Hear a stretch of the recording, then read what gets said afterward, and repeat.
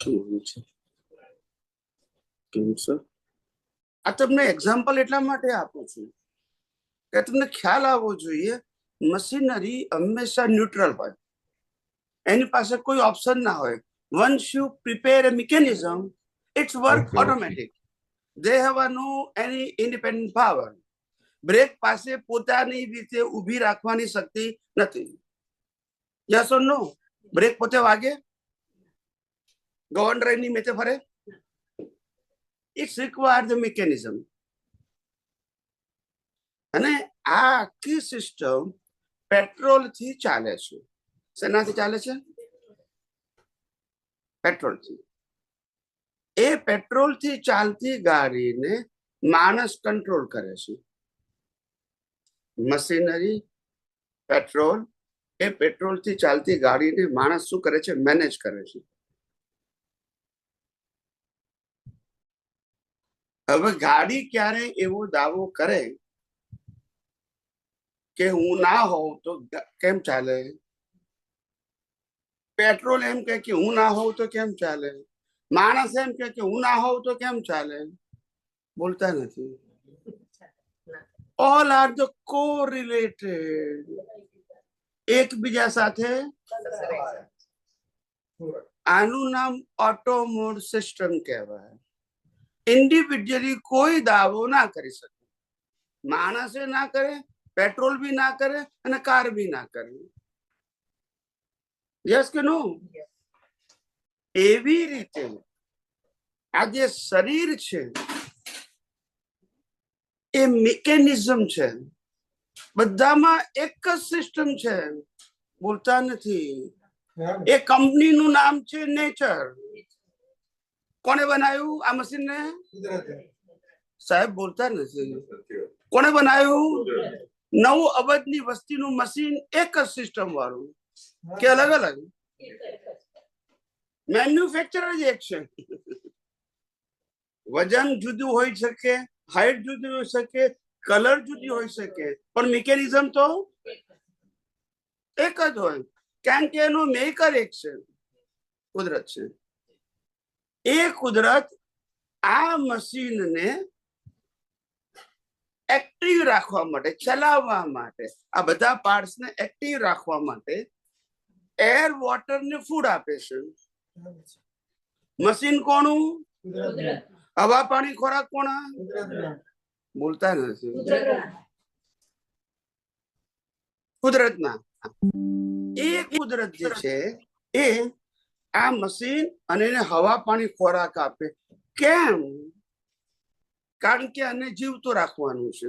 જીવતું કેમ રાખવાનું છે? આના દ્વારા કર્મ ભોગવવાના છે. પણ કર્મ કોને ભોગવવાના છે? આ તો મશીન કુદરતનું છે. બોલતા નથી. તમારે હા કે નાનો જવાબ આપવાનો. મશીન કોનું? સત્તા, સંપત્તિ, સંબંધ, સાધન કોને મળે? શરીર ને એટલે કુદરત જ મળે ને. તો તમારું શું? તો પછી ભોગવટો કોણે? બોલતા નથી. મશીન ને ભોગવટો હોય? ગાડીને ભોગવટો કહેવાય? જો એ વિચારો ને વિચારીને કોને મળે? અહંકાર ને ભોગવટો. પણ એ અહંકાર ને ભોગવટો કેમ? આગળ જોવો જો. ના, અહંકાર ને ભોગવટો એટલા માટે કે એ જ અહંકારે ગયા અવતારમાં બાંધેલું. બોલો ને, ટેલી કરો. અહંકાર નહીં, એ જ અહંકાર ગયા અવતાર. જેને કર્મ એ જ અત્યારે, પણ કયા આધારે ભોગવે છે? શરીર. શેનાથી? શરીર, સત્તા, સંપત્તિ, સંબંધ અને સાધન થી ભોગવે છે. ક્યાં સુધી ભોગવશે? જ્યાં સુધી આ બોડીને કુદરત જીવતું રાખશે. એનું નામ આયુષ્ય કર્મ. હા કે ના? ડોક્ટર બોલતા નથી. હવે આપણે તો મશીનની વેલ્યુ કરીએ છીએ. કોની વેલ્યુ કરીએ? હોય વેલ્યુ? મશીન આખું જયારે કુદરતનું છે, મશીન આખું જયારે કુદરતનું છે, એને ચલાવવા માટે પેટ્રોલ એટલે હવા, પાણી, ખોરાક પણ કુદરતના છે. એમને બોલાવી ના, એમને એક લાવવા દો ખુરશી, આપ બેસી જાઓ. કઈ વાંધો નહીં. એક એમને કહ્યું એક જ લાવે ખુરશી, 2-3 લેતા ના આવે. એટલે હવા પાણી તમે જો આ મશીન ને કુદરતનું નેચર મેડ પંચ મહાભૂત થી બનેલું આ મશીન, એની સિસ્ટમ પર બધાની એક જ છે. આ મશીન નો પ્રોડ્યુસ મેન્યુફેક્ચર કોણ છે? કુદરત. બધાની એક જ સિસ્ટમ. આ મશીન ને જીવતો રાખવા માટે હવા પાણી ખોરાક પણ કુદરત જ આપે, અંકે એનું જ મશીન છે. અને આ મશીન ને જીવતું ક્યાં સુધી રાખવાનું? જ્યાં સુધી આ મશીન દ્વારા કર્મ ભોગવવાના છે એનું નામ આયુષ્ય કર્મ. યસ કે નો? એ મશીન દ્વારા આ મશીન ને સંબંધો આપે, સત્તા આપે, સંપત્તિ આપે ને સાધન આપે. કોણ આપે? કુદરત આપે. મશીન ને આપ્યો. કોણે આપે? બોલો ને, કોણે આપે? નહીં, કોણે આપે? કુદરત. કોણે આપે? કુદરત સત્તા, સંપત્તિ, સંબંધ, સાધન કોણે આપે છે? મશીન ને. મશીન ને આપે છે, આ મશીન ને. અને એ મશીન ને આપેલી વસ્તુને માને છે કોણ? અહંકાર. મને મળ્યું, મારો પરિવાર, મારી સંપત્તિ, મારું જીવન, મારા સંબંધો, મારી સત્તા. યસ કે નો? એ કોણ બોલે છે? કયો અહંકાર? ડિસ્ચાર્જ અહંકાર. કારણ કે ચાર્જ ગયા અવતારમાં. યસ કે નો? હવે આજે ડિસ્ચાર્જ અહંકાર સહિત ફિઝિકલ બોડી, એને મળતા હવા પાણી ખોરાક જીવતું રાખવા માટે, અને એને મળતા સત્તા, સંપત્તિ, સંબંધ, સાધનો, આ ઓટોમોડ સિસ્ટમમાં આપણી પાસે ફ્રીડમ ક્યાં છે એ બતાવો. બોલતા નથી સાહેબ. This is now your subject, the technology. Where is our freedom? The body have a freedom of any kind? It's work automatical as per the program of previous birth cause. Yes or no? They can't decide who is my parents. They can't decide who is my brother and sisters. They can't decide who is my house and village and religion. They can't decide it. What is my name too? Am I right or wrong? Right. કોણ મારા કાકા, મામા, ફુવા, પરિવાર કશું નક્કી ના કરી શકે. This is the machine. They have no right to decide anything. This body is given by the nature to only suffering of your previous birth cause. So the whole life from birth to death, including our mind, speech and action, is pre-decided. And the body is never responsible for any thought, any speech, any action. That is to be called a spiritual science. It is not subject to what is the religion. A dharma સાથે કોઈ લેવા દેવા. That is to be called a spiritual science. It's beyond religion. માં ધર્મ ના આવે. સમજાય છે? આ સાયન્સ સમજવાનું છે.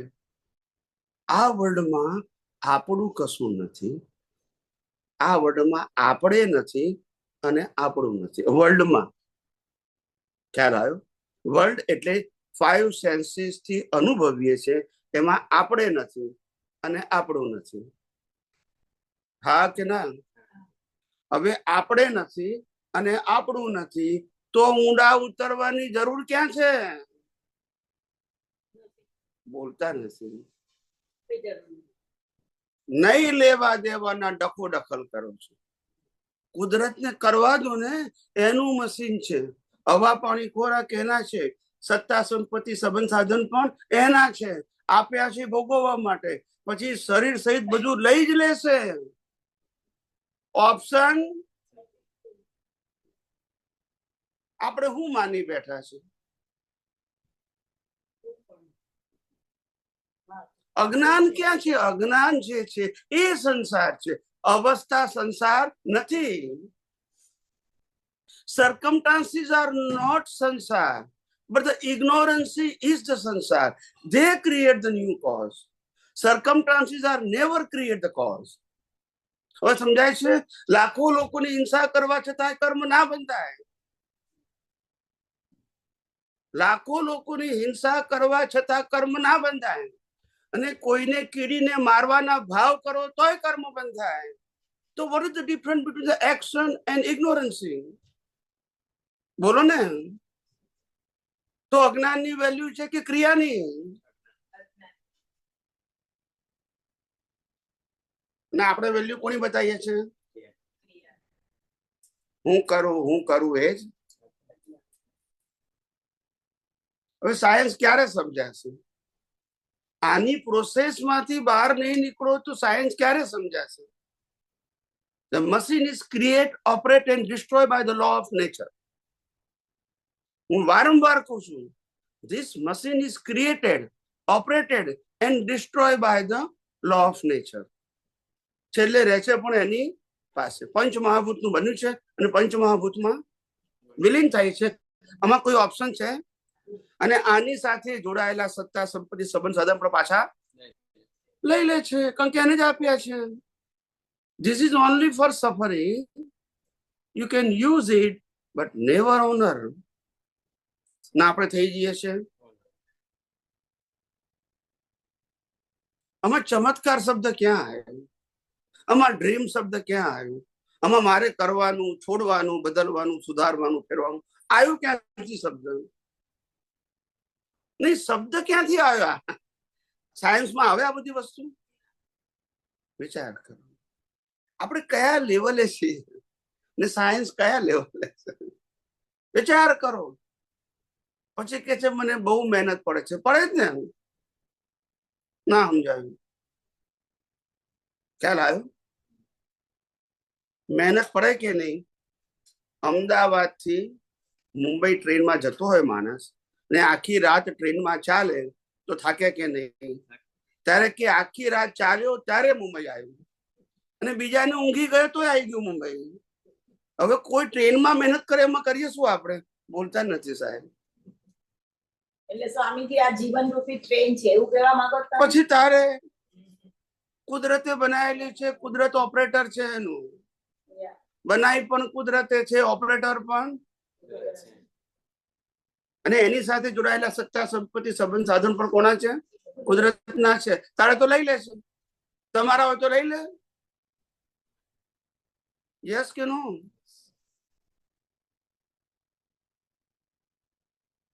એક ભાઈ કે અમે ખાધું પીધું એ તો અમારું ને. મેં કીધું તમારું નહીં, આને ખાધું પીધું એ બી લઈ લેશે, એની રાખ થઈ જશે, એ કુદરત પાસે રહેશે. બોલતા નથી. યસ કે નો? તમારી પાસે શું રહેશે એમ મને કહો? કઈ નહીં. આપણે જીવવાનું છે એના માટે, કઈ નહીં માટે.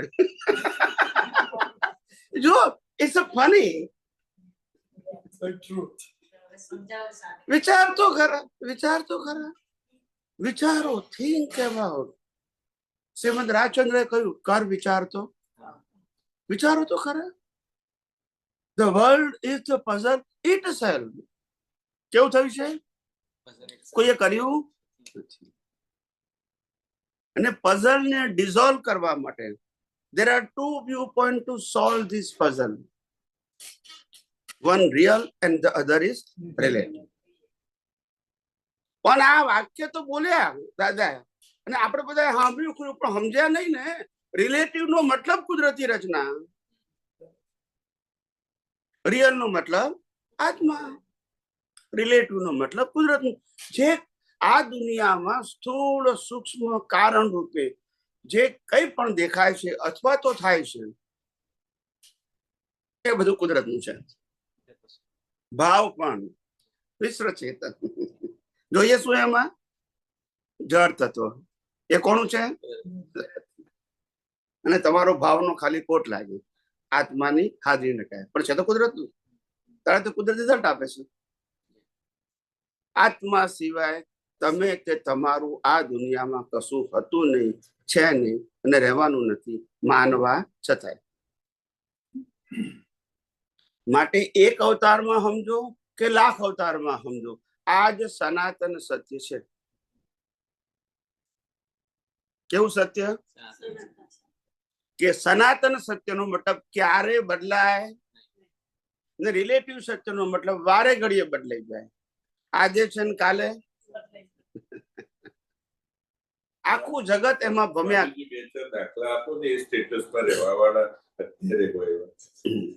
કહું પહેલી વસ્તુ એ કે જ્ઞાની ભગવંતો એ સતત એમાં જ રહેતા. એમાં રહેવું એટલે કોઈ ક્રિયા નથી. It's a subject of separation. શું છે? એક મશીન બનાવ્યું છે અને મશીન 1000 પાર્ટ્સ થી કમ્બાઈન કરીને બનાવ્યું છે અને ઇલેક્ટ્રિક થી ચાલે છે અને એની પ્રોસેસ થી મેન્યુફેક્ચરિંગ થઈને એક પાર્ટ્સ બને છે. એ આખી પ્રોસેસ સુપરવાઇઝર જોઈ જાણી શકે. સુપરવાઇઝર કરવાની નહીં, જુએ જાણે કે હાઉ ઇટ્સ અ ફંક્શનલ. અહીંથી રો મટીરિયલ નાખ્યું ને આ મશીનની પ્રોસેસમાં થઈને પ્રોડક્શન બહાર પડ્યું. એ આખી પ્રોસેસ ઓટોમોડ છે. કેવી છે? એમ જ્ઞાની ભગવંતો કે છે કે આ સંસારની અંદર આત્મા આવ્યો તો ખરો. પોતાની રિયલ સેલ્ફને રિયલાઇઝ કરો. કઈ સેલ્ફને? રિયલ સેલ્ફને રિયલાઇઝ કરવાનું. Because the world is a exam. શું છે? અને તમારે પાસ થવું પડશે. શું થવું પડશે? પણ ભગવાન પાસ કેમ થવાનું? તો કે તમને અબજો રૂપિયા શરીરને મળે પણ તમે ના માનો, તમારા છે એવું ના માનો તો પાસ, ને તમારા માનશો તો ફેલ. તમને ભવ્ય બંગલો આપશે, તમારું માનશો તો ફેલ. રો તો ફેલ નહીં, માનો તો ફેલ. તમને પરિવાર આપશે, મારો માનશો તો ફેલ. બોલતા નથી કારણ કે આપને કુદરતે છે. એટલે આપે છે એ ગુનો નથી, તમારી પાસે છે એ ગુનો નથી, પણ તમે માન્યું મારું છે એ તો ગુનો છે જ. કુદરત કહે છે તું લાયો પણ નથી અને લઈ પણ નથી જવાનું, ખાલી માને છે મારું તો માર ખાવો પડશે. એટલે તમે જેમ કહો છો ને એક્ઝામ્પલ આપો તો ધ્યાન રાખવાનું કે જ્ઞાની ભગવંતો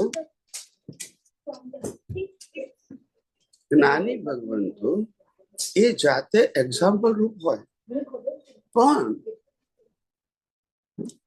એ દુનિયાને એટલા માટે ના સમજાય કારણ કે ફિઝિકલ ફોર્મમાં નથી. કયા ફોર્મમાં નથી? આ એમની દશા જે છે સેપરેશનની દશા, એ ફિઝિકલ ફોર્મમાં નથી. માણસ એટલું જ ઓળખી શકે જે રૂપ, રસ, ગંધ, સ્પર્શ અને આકાર વાળું હોય. બરાબર છે?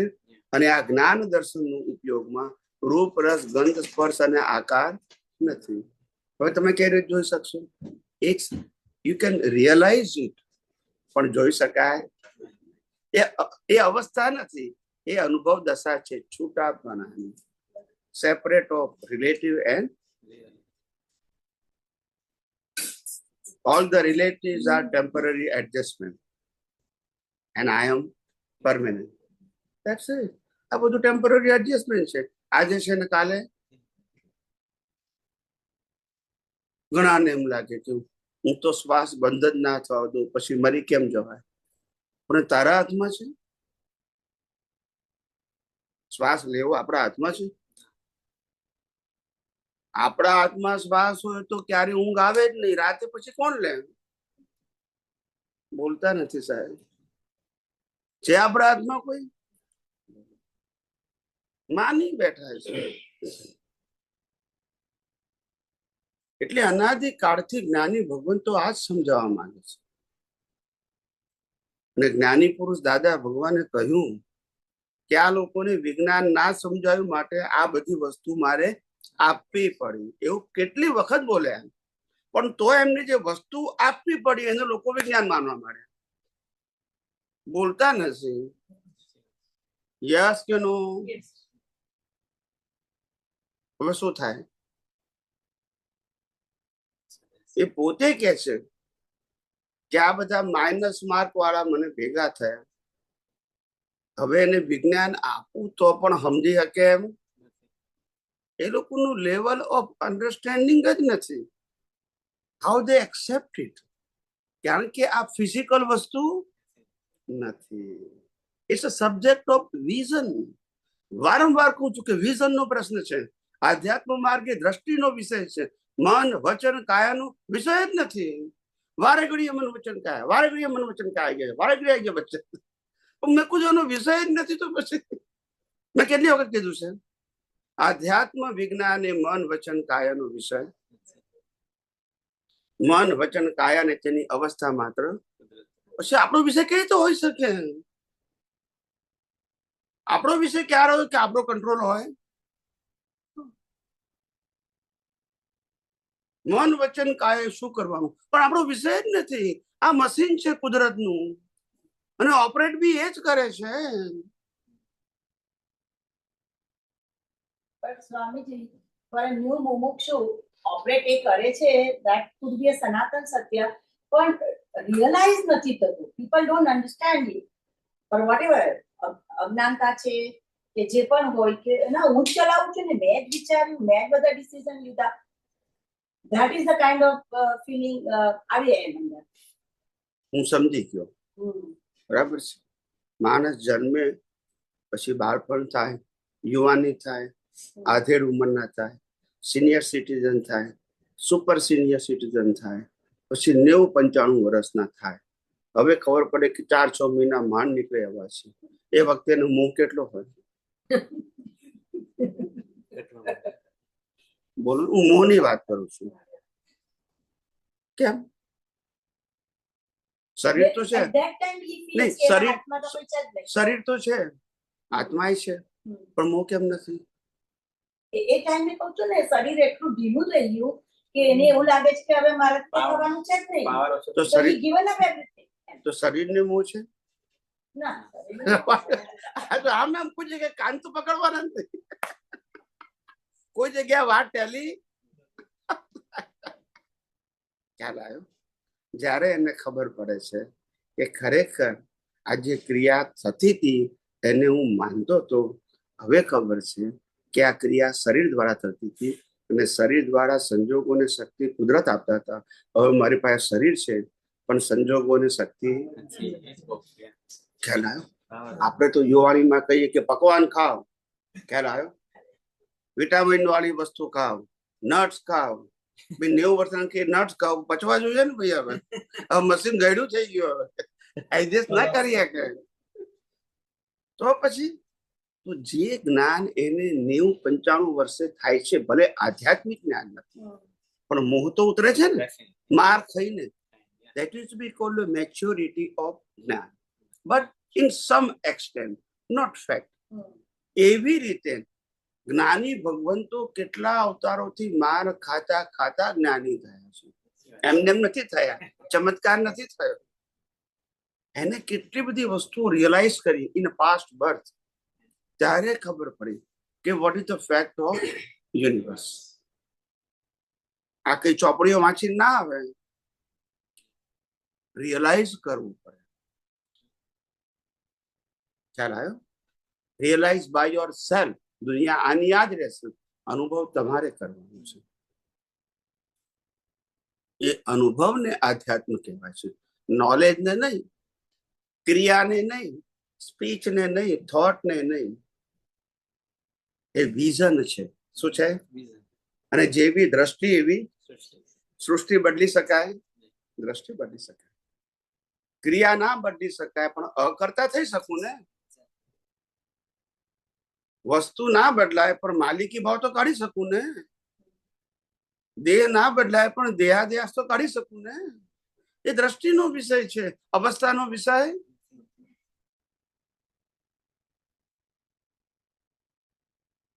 દ્રષ્ટિ બદલવાની છે. Change your vision. એ વિશે ડિટેલમાં જરાક હે? એ વિશે જરાક ડિટેલમાં દ્રષ્ટિ દ્રષ્ટિ એટલે શું? હું પેલા સ્થૂળ એક્ઝામ્પલ આપું, બરાબર છે? સ્થૂળ એટલે લેમેન ભાષામાં સમજાય તેવું, પછી એકચ્યુઅલ આધ્યાત્મનું એક્ઝામ્પલ આપીશ, કારણ કે એકદમ પેલો સમજવો તો ટફ લાગશે. તો કે છે કે દ્રષ્ટિ એટલે શું? દ્રષ્ટિ એટલે એવી વસ્તુ કે જે ક્યારે બદલાય નહીં. શું ના થાય? એને દ્રષ્ટિ કહેવાય. એ દ્રષ્ટિ બે પ્રકારની, એક રિલેટિવ દ્રષ્ટિ અને એક રિયલ. રિલેટિવ દ્રષ્ટિ પ્રાપ્ત થાય અને એન્ડ આવે અમુક ટાઈમ પછી. રિયલ દ્રષ્ટિ પ્રાપ્ત ના થાય, રિયલાઇઝ થાય. રિયલ દ્રષ્ટિ માટે તમને જ્ઞાની પુરુષ દ્વારા સમજ મળે, પણ તમારે એને આત્મસાત કરો ત્યારે એને દ્રષ્ટિ કહેવાય, કારણ કે આપેલી દ્રષ્ટિ ઉડી જતા વાર તમારે રિયલાઇઝ કરેલી હોવી જોઈએ. ભલે જ્ઞાની પુરુષ તમને આપે છે, પણ રિયલાઇઝ તમારે કરવી પડે. યસ કે નો? હવે એનું આ તમને મેં બાયફર્કેશન કર્યું. હવે એનું એક્ઝામ્પલ આપું છું. જ્ઞાની પુરુષ દ્રષ્ટિ આપે એટલે શું અને રિયલાઇઝ કરવું એટલે શું, એ બધું તમને કમ્પ્લીટલી સમજાય છે. એના સ્થૂળ એક્ઝામ્પલ પછી હું એને આધ્યાત્મમાં લઈ જઈશ. જ્યારે એક છોકરો અને છોકરી લગ્ન કરે છે, લગ્ન કરતી વખતે 7 ફેરા ફરે છે. શું ફરે છે? ત્યારે એને પહેલી વખત સમાજની હાજરીમાં, બંને પરિવારની હાજરીમાં અને ગોર મહારાજની હાજરીમાં દ્રષ્ટિ મળે છે કે આજથી આ મારા પતિદેવ ને આજથી આ મારી ધર્મપત્ની. એ દ્રષ્ટિ પ્રાપ્ત થઈ, હજુ રિયલાઇઝ નથી. યસ કે નો? એ દ્રષ્ટિ પ્રાપ્ત થયા પછી હજુ અનુભવવાનું તો બાકી છે. એટલે જ્યારે જીવન જીવવાની શરૂઆત કરે છે ત્યારે બંનેના માઇન્ડ ડિફરન્સ છે, પ્રકૃતિ ડિફરન્સ છે, ઓપિનિયન ડિફરન્સ છે, પણ એડજસ્ટ થાય છે. કેમ? ગમે તેમ તો મારા પતિ છે ને, ગમે તેમ તો મારી વાઈફ છે ને. આનું નામ કહેવાય process of realisation of husband and wife. બોલતા નથી. યસ કે નો? જો હસબન્ડ વાઈફ ના હોય તો કાલે છેડો ફાટી ગયો, તારે શું મારે શું નથી ભાવતું કે છે. ના, એને ખબર છે આ મારી વાઈફ છે, ભલે હું ગુસ્સે થઈ પણ મારી વાઈફ છે, ભલે એનો ઓપિનિયન જુદો છે પણ મારી વાઈફ છે. એટલે વાઈફ તરીકે એ શું કરે છે? Try to realise whatever the vision given at the time of marriage, they try to realize. અને મેચ્યોરિટી કહેવાય. 50-60 વર્ષ મેરેજ લાઈફ ના પૂરા થાય ત્યારે કઈ ખબર પડે કે હસબન્ડ અને વાઈફ કોને કહેવાય. It is not a title. જો બોલતા નથી. યસ કે નો? તારે આપણે તો જેવી દ્રષ્ટિ મળી કે આપણને થઈ ગયું. કઈ ટાઈપના માણસ છો? આ અનુભવવાની વાત હતી કે આપવા લેવાની હતી? આપવા લેવાનું તો રામે સીતાને ના આપી દીધી હોત તો સીતા અહીંયા ના હોય. મહાવીરની પત્ની ના આપી દીધી હોત તો મહાવીરની પત્ની અહીંયા ના હોય. સમજાય જ નહીં લોકો. આ આપવા લેવાનો વિષય જ નથી. ખ્યાલ આવ્યો?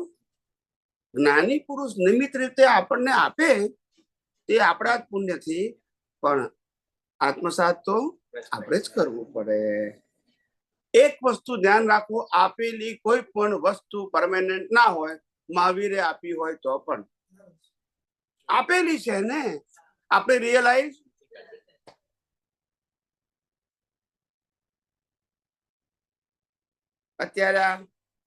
અત્યારે આ લોકો ફોરેન ની અંદર 7 ફેરા ફરવાનું રિવાજ નથી, બરાબર છે? એટલે એ લોકોને તો ચર્ચમાં કહી દેવામાં કે પતિ પત્નીની જે પ્રોસિજર હશે એ લોકોની, બરાબર છે? તો પછી એ લોકોને જયારે ના માનવું ત્યારે ના માને. અહીંયા ક્યાં કન્વિન્સ કર્યું છે? In presence of fire. અગ્નિની સાક્ષી છે. ખ્યાલ આવ્યો? મોટા ભાગે તો કોર્ટ મેરેજ જોયું, મગજ મારી જ નહીં, જોઈએ જ નહીં કોઈ. અમારે બે ને ભેગા થવાની કોઈની ક્યાં જરૂર છે? ને છૂટાય બે જ જેમ થઈને થાય. પણ એક વર્ત દ્વારા એને દ્રષ્ટિ તો મળી ને કે આ મારી પત્ની છે ને મારો હા પણ એમાં કોઈ વિટનેસ નથી ને, કોર્ટે લીગાલિટી કરી આપી વિટનેસ ને સહ્ય તો કરતા જ છે ને એટલે પણ એની કોઈ વેલ્યુ નહીં ને. સોસાયટી faith આવે. હો બધા કે છે આ તમારી વાઈફ છે, આ તમારી વાઈફ છે, આ તમારા હસબન્ડ છે. ખ્યાલ આવે? આપણે ધોળિયાઓને આજે મળ્યા હોય કેમ છો કે હસબન્ડ વાઈફ છે મેમ, આમ આમ હાથમાં લઈને ફરતા હોય. 6 મહિના પછી આપણે કે વાઈફ કઈ કોઈ where is wife, this is not my wife. તો મેં ત્યાં જોયું છે આઈ ડોન્ટ નો, લેવા દેવા જ ના હોય લોકો. કારણ કે એવી પ્રોસેસ કરી એ લોકોને હસબન્ડ વાઈફ તરીકે રિયલાઇઝ કરવું જ નથી. They enjoy his life, that's it. It is not subject of husband and wife relation. આ વસ્તુ જુદી થઈ ગઈ આખી. એટલે એ રીતે જે આખું જે વિઝન છે આત્મસાત કરવાનું એવું અહીંયા છે. અહીંયા જેમ હસબન્ડ ને વાઈફ છે એવી રીતે અહીંયા આત્મા અને પ્રકૃતિ છે. શું છે? આત્મા અને પ્રકૃતિ છે. આ બેની વચ્ચે પ્રકૃતિ કુદરતની છે, આત્મા તો કાયમનું છે. પ્રકૃતિ સાંભળજો બરાબર, પ્રકૃતિ કોની છે અને આત્મા તો તમે છો જ કાયમના. એને કે બનાવીને કોઈએ મોકલ્યો નથી. પણ આ બેની વચ્ચે જે અહંકાર છે, ઈગો, આઈ એમ, એ ઈગો જો શરીર સાથે ભળે તો સંસાર છે, એ ઈગો આત્મા સાથે ભળે તો મોક્ષ છે. દ્રષ્ટિ શું કીધું? ક્રિયા નહીં. સ્વામીજી પ્રકૃતિને આત્મા તમે કહ્યું બરાબર, તો જે આત્મા આવ્યો એ તો ડિસ્ચાર્જ આત્મા જ હતો. આત્મા 4 ડિસ્ચાર્જ હોય. ટેમ્પરરી વસ્તુ 4 ડિસ્ચાર્જ થાય કે પરમેનન્ટ હોય? પરમેનન્ટ ડિસ્ચાર્જ હોય. ડિસ્ચાર્જ પૂર્વ ભવના કર્મો જે લઈને આવે છે પણ ટેમ્પરરી વસ્તુનો 4 ડિસ્ચાર્જ હોય કે પરમેનન્ટ ને? permanent હોય. પરમેનન્ટ ને 4 ડિસ્ચાર્જ હોય. Permanent અંદર આવ્યો કેવી રીતે? પરમેનન્ટ ને 4 ડિસ્ચાર્જ શબ્દ લાગુ પડે. પછી કેવા છે? શરીરને લાગુ પડે. ટેમ્પરરી જન્મ થાય, જીવન થાય ને મૃત્યુ થાય, એને 4 અને ડિસ્ચાર્જ શબ્દ લાગુ પડે. આત્માને ના લાગુ પડે. આત્માની ઉત્પત્તિ કે નાશ નથી તો 4 ડિસ્ચાર્જ કે જ લાગુ પડે. એને તત્વ છે, પરમેનન્ટ છે. જેને ટેમ્પરરી એને લાગુ પડે. એટલે તમે જુઓ કે એ અહંકારને હું ચંદુલાલ છું તેવું જ્ઞાન હતું જન્મ્યો ત્યારથી. જ્ઞાની પુરુષે એની દ્રષ્ટિ બદલી અને કીધું હવે તું ચંદુલાલ નથી, તું શુદ્ધાત્મા છું અને શરીરનું નામ ચંદુલાલ છે. તું શુદ્ધાત્મા છું, તું મન વચન કાયાથી મુક્ત એવો શુદ્ધાત્મા છું અને મન વચન કાયા એ ચંદુલાલ છે, એ કુદરતના છે. આ બંનેને શું કર્યા? દ્રષ્ટિમાં છૂટા પાડ્યા, વ્યવહારથી નહીં. બોલતા નથી. કેવા પાડ્યા? છૂટા પાડ્યા. એનું નામ કહેવાય દ્રષ્ટિ આપી. એ જયારે જ્ઞાન વિધિ થઈ ત્યારે 7 ફેરા ફર્યા. શું થયા? ફર્યા. હવે એ ફેરા ફર્યા પછી એ દ્રષ્ટિને સતત તમારે અવેરનેસમાં રાખવાની છે. હું ચંદુલાલ નથી, હું ચંદુલાલ નો એક પણ ગુણ મારામાં નથી, મારો એક પણ ગુણ ચંદુલાલ વિનાશી ને હું ચંદુલાલ ના મન વચન કાય ને તેની અવસ્થા માત્ર ને હું પોતે સ્વયંભૂ છું. હું કુદરતી રચના, ચંદુલાલ ને બનાવનાર, ચલાવનાર, અંત લાવનાર કુદરત છે ને હું એનાથી મુક્ત એવો શુદ્ધાત્મા. તો sir the process to mature, process to આમાં કે ચમત્કાર ક્યાં આવ્યો? આમાં આરતી પૂજા મંગળ દીવો ક્યાં આવ્યો? આમાં લગ્ન કરવા ના કરવા ક્યાં આવ્યું? બોલો ને. આમાં સાધુ થવું કે સંસારી થવું ક્યાં આવ્યું? એમ પૂછું છું. આમાં આમ કરવું ના કરવું ક્યાં આવ્યું? બોલો. પતી ગયું. બધામાં 2 જ વસ્તુ છે, જડ અને ચેતન. ચેતન એ પરમેનન્ટ છે, જડ અને તેની બધી અવસ્થા કુદરતી રચના છે. કોઈની પણ હોય અને કુદરતી રચના છે તો પછી no blame and no claim. So no blame no claim means no રાગ and so no rag and rest means you are not create the new cause for the next birth. That's it. Yes કે નો?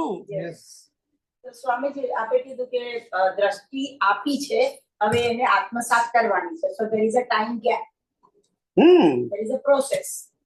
તો આ process જરા વધારે ડિટેલમાં સમજાવો. અને it's different for everyone, right? દરેક વ્યક્તિ પોતાની ઇન્ડિવિડ્યુઅલી પ્રોસેસ કરતો હોય છે, યસ. અને એ પ્રોસેસ એના કોઈ પરિબળો હશે કે જેના પર એનાથી જ કરે છે, સાધનો પોતે છે. તો એનું થોડો વધારે પ્રકાશ આપો. પ્રોસેસ એક જ પ્રકારની છે.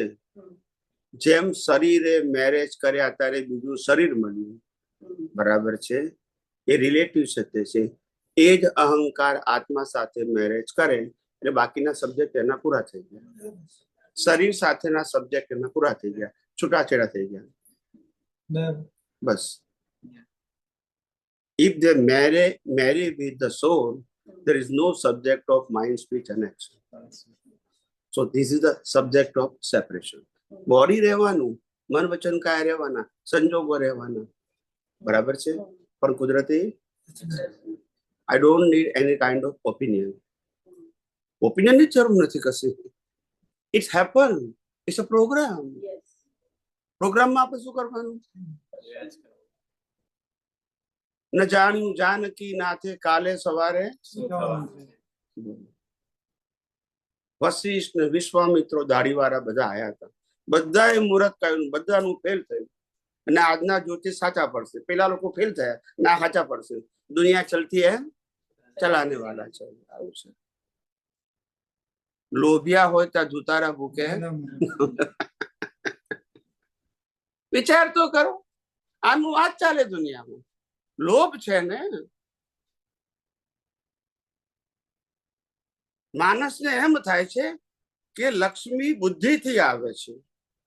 બુદ્ધિ અથવા ડિગ્રી કહો, મહેનતથી આવે છે, labour. Both are wrong. Both are. Lakshmi પુણ્યથી આવે છે. શેનાથી? ને આપણે સમાજમાં જોઈએ છીએ, યસ કે નો? મહેનત કરવા વાળાને મજૂરી મળે. શું મળે?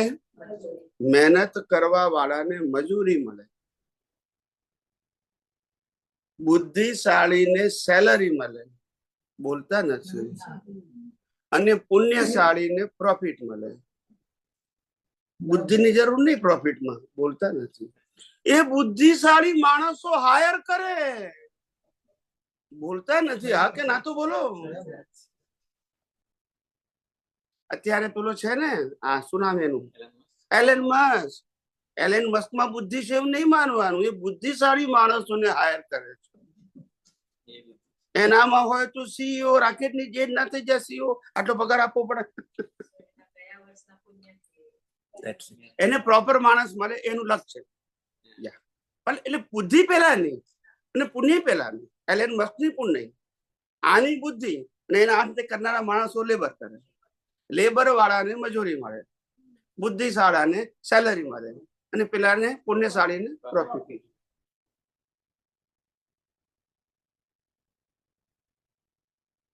બોલતા નથી. બધા રામકૃષ્ણ મહાવીરના દાખલા આપે છે ધર્મમાં, કે રામે આમ કર્યું, કૃષ્ણ આમ કર્યું, મહાવીર આમ કર્યું. આપે છે ને દાખલા બધા, દરેક ધર્મમાં આપે છે ને. કોઈ એવું નથી કે રામકૃષ્ણ મહાવીરે જોબ કેમ ના કરી, તો બોલતા નથી. વગર જોબે કેમ અબજોપતિ થઈ ગયા?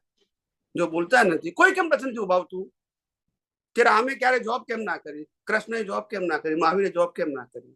એવું કેમ નથી પૂછતું? આપણે એનું એક્ઝામ્પલ આપવાનું, પણ જોબ તો તમારે કરવાની. એમાં તમારું એક્ઝામ્પલ કામ નહીં લાગે.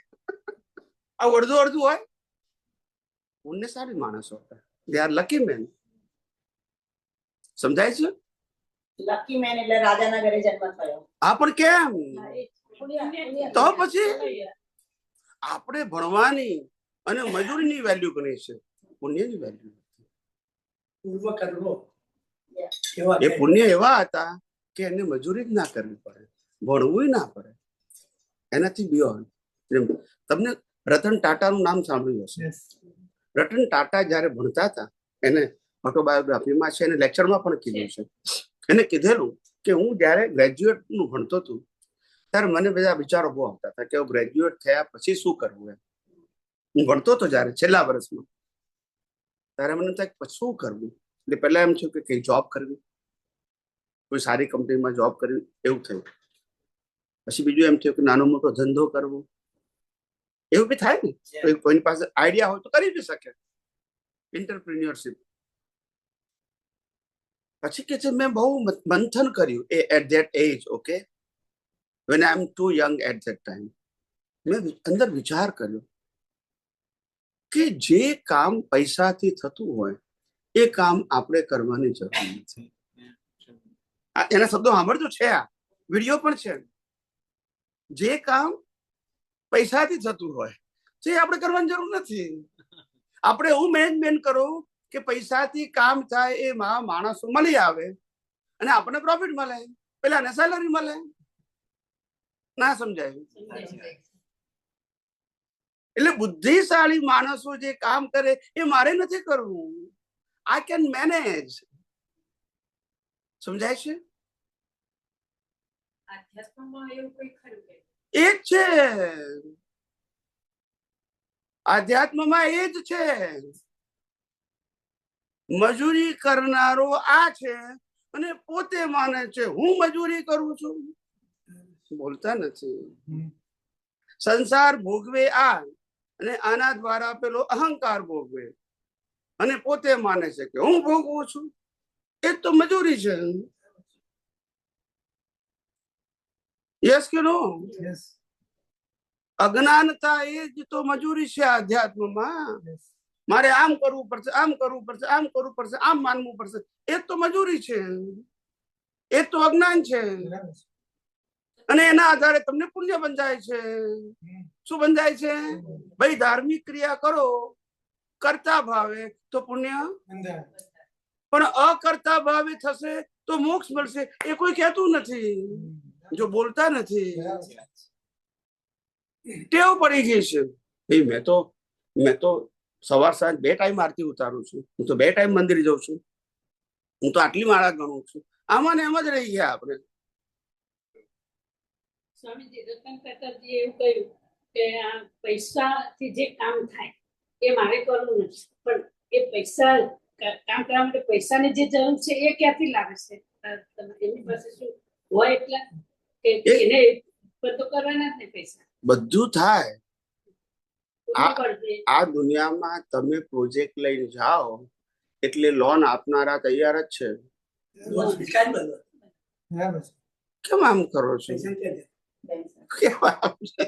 પ્રોજેક્ટ જોઈએ, એટલે પ્રોજેક્ટ એવો હોવો જોઈએ કે બેંક વાળાને યોગ્ય લાગે તો પાસ કરી દે. આફ્ટર ઓલ એને તો બેંક વાળાને તો શું તમને લોન આપીને વ્યાજ દેવું છે? That the business of bank.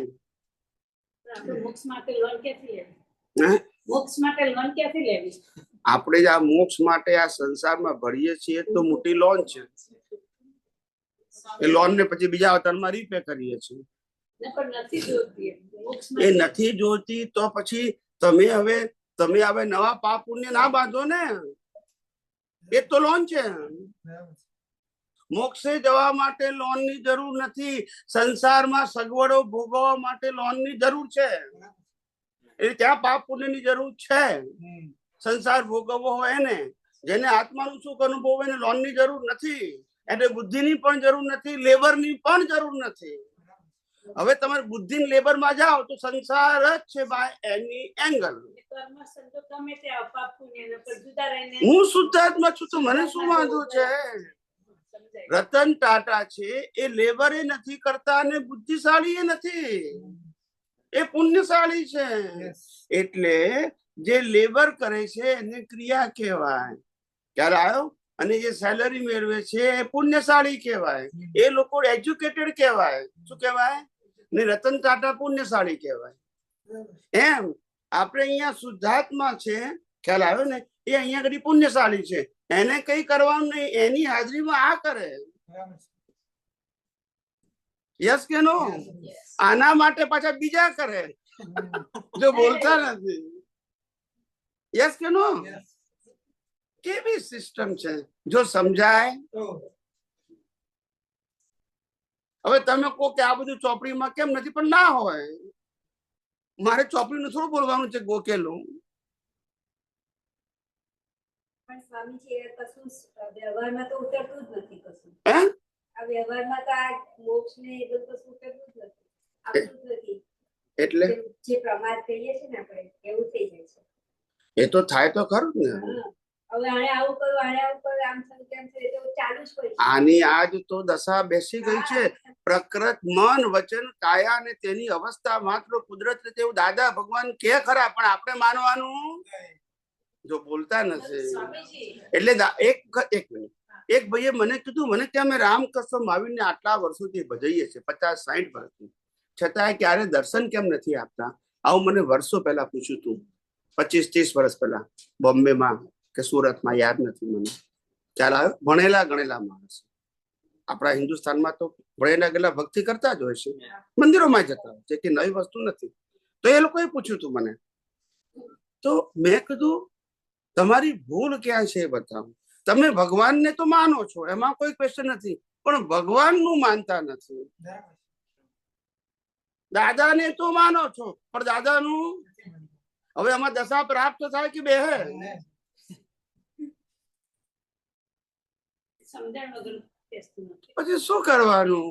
તમે જાતે જ વારે ઘડીએ એમને કહેલી વાતોનો છેદ ઉડાડી નાખો છો. એમને કીધું કે મન વચન કાયાની અવસ્થા માત્ર જેનો કોઈ બાપો રચના નથી, અને તે એ વ્યવસ્થિત વાળા ભાગમાં કોઈને આપણે ગુનેગાર અને આમ કર્યું એટલે એમની વાતનું શું થઈ ગયો? છેદ ઉડી ગયો. એમને જ ખોટા સાબિત કરી નાખ્યા આપણે. બોલો, જેને જ્ઞાન આપ્યું એ જ ખોટા. આજ સમજણ નથી પડતી લોકોને. તો વિચાર તો કરો, એમને માનો છો, એમનું તમને તમારા દીકરા દીકરી કહે કે પપ્પા મમ્મી અમે તમને માનીશું, રોજ જે તમારી પૂજા ને આરતી કરીશું, પણ તમે કોઈ નહીં માનીએ તો ચાલે ને? ત્યાં કેવી સમજણ પડે છે? ત્યાં કેવી સમજણ પડે છે? બીજે 84 લાખ બંધાઈ જાય. તો પછી વાત સમજવાની હતી. આપણી ભૂલ ક્યાં છે? We are not mature to follow the Gnani Puru's words as it is. Whatever they trying to say. દાદા શું કહેવા માંગતા હતા, જ્ઞાની ભગવાન તો શું કહેવા માંગે છે એ સમજ્યા જ નહીં આપણે. અને જે સબસ્ટિટ્યુટ આપ્યા ને એ પકડી લીધું. ખ્યાલ આવ્યો? સબસ્ટિટ્યુટ ખ્યાલ આવ્યો? આજે 3 વર્ષનો છોકરો હોય, 3 વર્ષનો છોકરો, પછી 6 મહિનાનો છોકરો હોય અને 15 વર્ષનો છોકરો હોય. 15 વર્ષના છોકરાને સાયકલ અપાય એ ભલે 4 વખત 5 વખત પડે પણ શીખી જશે. પછી 3 વર્ષનો છોકરો હોય એને સાયકલ નાની અપાય પણ 2 બાજુ પૈડા બીજા એક્સ્ટ્રા આપવા પડે, પડી ના જાય, પેન્ડલ મારતા શીખી જાય. એને કે બેલેન્સ રાખતા ના આવડે. પણ જે 6 મહિનાનો છે એને ચાલન ગાડી જ આપવી પડે, પેલી એને અપાય. તો જેવી લાયકાત તે પ્રમાણે સાધન અપાય ને. બોલતા નથી. હવે તમને આપી છે 6 મહિનાના બાળક તરીકે ચાલન ગાડી, અને તમે વાત કરો છો મોક્ષની. ના સમજાયું ભાઈ? શરૂઆતમાં ચારણ ગાડી આપી, તમારી કેપેસિટી નથી. હજુ તો ચારણ ગાડી લઈને જ આપણે તો માનીએ છીએ કે આજ આપ મોક્ષનો માર્ગ છે. તો ફર્યા કરો તાર, બીજું શું? કઈ નહીં. પણ મેચ્યોરિટી શું છે તમે બધા ખરેખર આમ વ્યવહારથી સમજો છો? અહીંયા આધ્યાત્મમાં ખાલી ભૂલી જાઓ છો. વ્યવહારમાં નાની ઉંમરે શું કરાય એ આપણને ખબર છે, યુવાનીમાં શું કરાય એ ખબર છે, મેરેજ લાઈફમાં શું કરાય એ ખબર છે, ગયડા હોય ત્યારે શું કરાય એ ખબર છે, ગ્રાન્ડ ફાધર થાય ત્યારે શું, બધું જ ખબર છે આપણને. અમારાથી આવું ના કરે. અહીંયા જ ખબર નથી પડતી. અહીંયા જે દિવસે જ્ઞાન મળ્યું 50 વર્ષ પછી એ જ કરવાનું. No progress of your understanding and vision. શું કરે હવે? What is the meaning of maturity? Maturity શબ્દ જ ખબર નથી. Maturity of the vision. Vision, દ્રષ્ટિ. જ્ઞાની પુરુષે દ્રષ્ટિ આપી, એ દ્રષ્ટિને મેચ્યોર કરવાની જગ્યાએ ક્રિયાને મેચ્યોર કરીએ છીએ. કે પહેલા અમે 1 વખત સાર્થક કરતા, 2 વખત કરીએ છીએ. પેલા 4 સમય કરતા 8 કરીએ છીએ. આને મેચ્યોર કરવાનું હતું. બોલતા નથી ડોક્ટર સાહેબ. આ મેચ્યોર કરવાનું હતું. મન વચન કાયની અવસ્થા માત્ર જેનો કોઈ બાપો રચના નથી, અને તે તો એ મેચ્યોર કરવાનું હતું. એ આપણો પુરુષાર્થ છે. હવે શું થાય? આ વિજ્ઞાન બહાર ના પડ્યું હોય તો હજુ ધકેલ પંચે 150 જ ચાલત તમને બધાને. આ જ ચાલત, બીજું ઓપ્શન જ ક્યાં હતું તમારી પાસે? ઓપ્શન જ ક્યાં હતું? આ જ ચાલે ને. આ તો ધન્ય છે કુદરતને કે આખું આ વિજ્ઞાન ખુલ્લું થયું, ત્યાં તમને સાંભળવા મળ્યું. તો કોણ કે આવું ખ્યાલ આવ્યો? તો અમે બધા પુણ્યશાળી કહેવાય. પુણ્યશાળી તો કહેવાય, મળ્યું એટલે તો પુણ્યશાળી તો કહેવાય. પણ પછી રિયલાઇઝ કરો, પુણ્યશાળી પુણ્યને આધારે તમને મળ્યું એ હકીકત છે, પણ પુણ્યના આધારે અનુભવ નહીં થાય. અનુભવ તો ઉપયોગ કરવાથી જ થશે. શું થશે? મળ્યું એ પુણ્ય ખરી, પણ મળ્યું એ મેચ્યોરિટી ના કહેવાય. ઉપયોગ ઉપર પ્રકાશ પાડે છે સ્વામીજી. ઉપયોગ એટલે તમને જે દ્રષ્ટિ મળી છે એને બધી જ અવસ્થામાં યુઝ કરીને મેચ્યોર કરવાની. એમને કીધું કે મન વચન કાયની અવસ્થામાં તો કુદરતી રીતના છે, પછી આપણા શરીરની બીજા બધાને નહીં. તો જુઓ ને, હું મન વચન કાયથી મુક્ત શુદ્ધ આત્મા છું, બસ. It's matter of awareness. એમાં ક્રિયા ક્યાં આવી? એમાં ક્રિયા શબ્દ આવ્યો ક્યાં?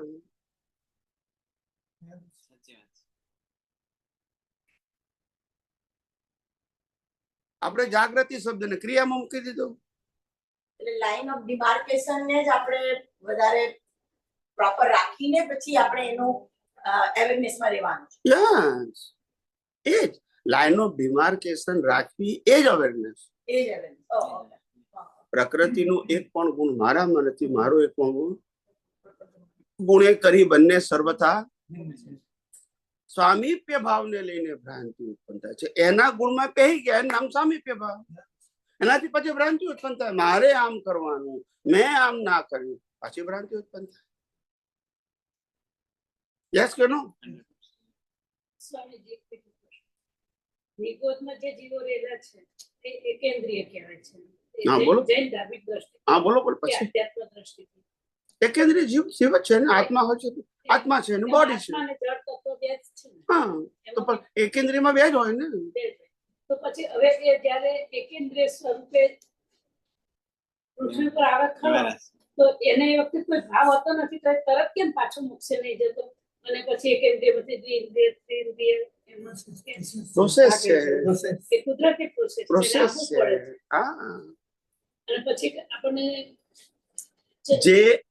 જે વ્યક્તિ ડોક્ટર થવાની છે, માસ્ટર થવાની છે, ફિઝિશિયન થવાની છે, પીએચડી થવાની છે, એ ડિસાઇડેડ છે. શું છે? નક્કી છે. ઓપ્શન નથી થાય કે ના થાય. પણ શરૂઆત તો બાળ મંદિરથી કરવાની. બોલતા નથી. That is to be called a maturity is coming step by step. એટલે નિગોદમાં રહેલા જીવો છે એને આ મનુષ્ય અવતારમાં ત્યારથી એની પ્રોગ્રેસ રિયલાઇઝ કરવા માટે આપવું જ પડે. અપગ્રેડ થવાની. 1 ઇન્દ્રિયમાંથી 2 ઇન્દ્રિયો, 2 માંથી 3, 3 માંથી 4, 4 માંથી 5 ઇન્દ્રિયો, 5 ઇન્દ્રિયો આવ્યા પછી મનુષ્યમાં આવે, મનુષ્યમાં આવે એટલે 5 ઇન્દ્રિયો વત્તા બુદ્ધિ મળે. ત્યારથી એની પાસે ફ્રીડમ શરૂ થાય. ખ્યાલ આવ્યો? ત્યાર પછી એ ચારે ગતિમાં ફરી શકે અને મોક્ષે પણ મનુષ્ય ભાવમાં આયા પેલા પોતાની પાસે ફ્રીડમ મળતી. It is totally control and govern by law of nature. બંને મનુષ્યમાં આયા પછી એને સ્વતંત્રતા મળે છે, બુદ્ધિ. એને એક લેવલની મેચ્યોરિટી કહેવાય, એક લેવલની, નોટ અલ્ટિમેટ. સ્વામીજી કોઈ ઉપાય કરો મોક્ષને લાયક સહાય. હા, પદ મૂકો છો પ્રભુ?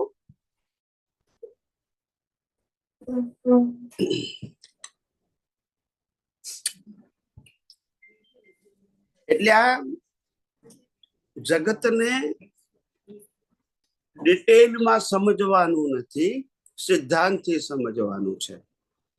Once you know the whole world as a principle, it's a very easy to understand and easy to realize and easy to accept.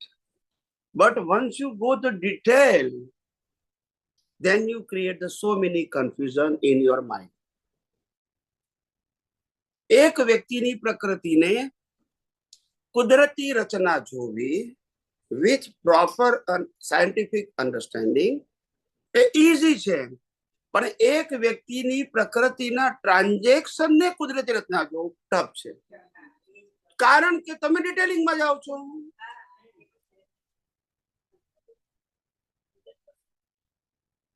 હું વારંવાર ના પાડું છું કે રિલેટિવ સત્યમાં ઊંડા ઉતરશો નહીં. No detailing, only observer without any opinion, without એની.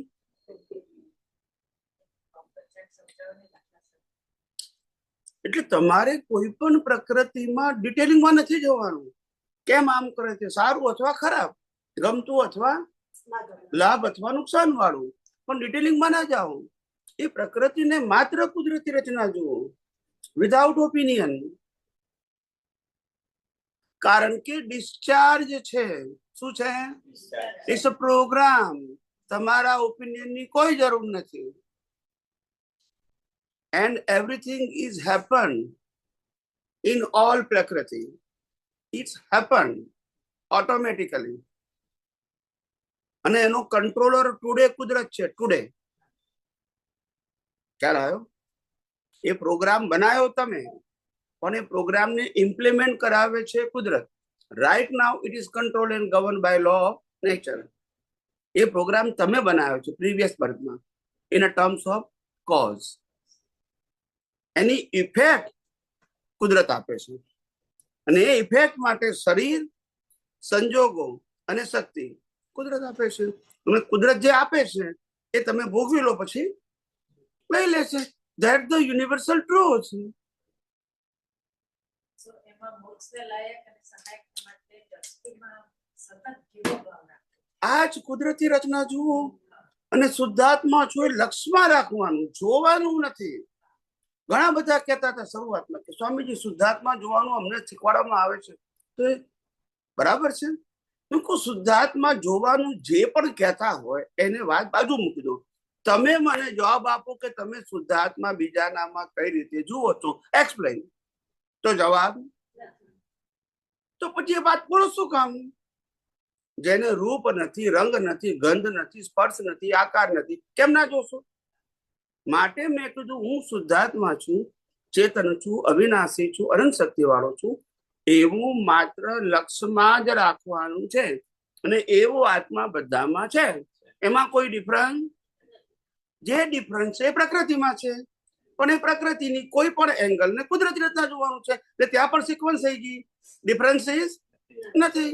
ગમે તેની પ્રકૃતિ હોય, રામની પ્રકૃતિ હોય કુદરતી રચના, રાવણની હોય તો કુદરતી રચના, તો આપણને શું વાંધો છે?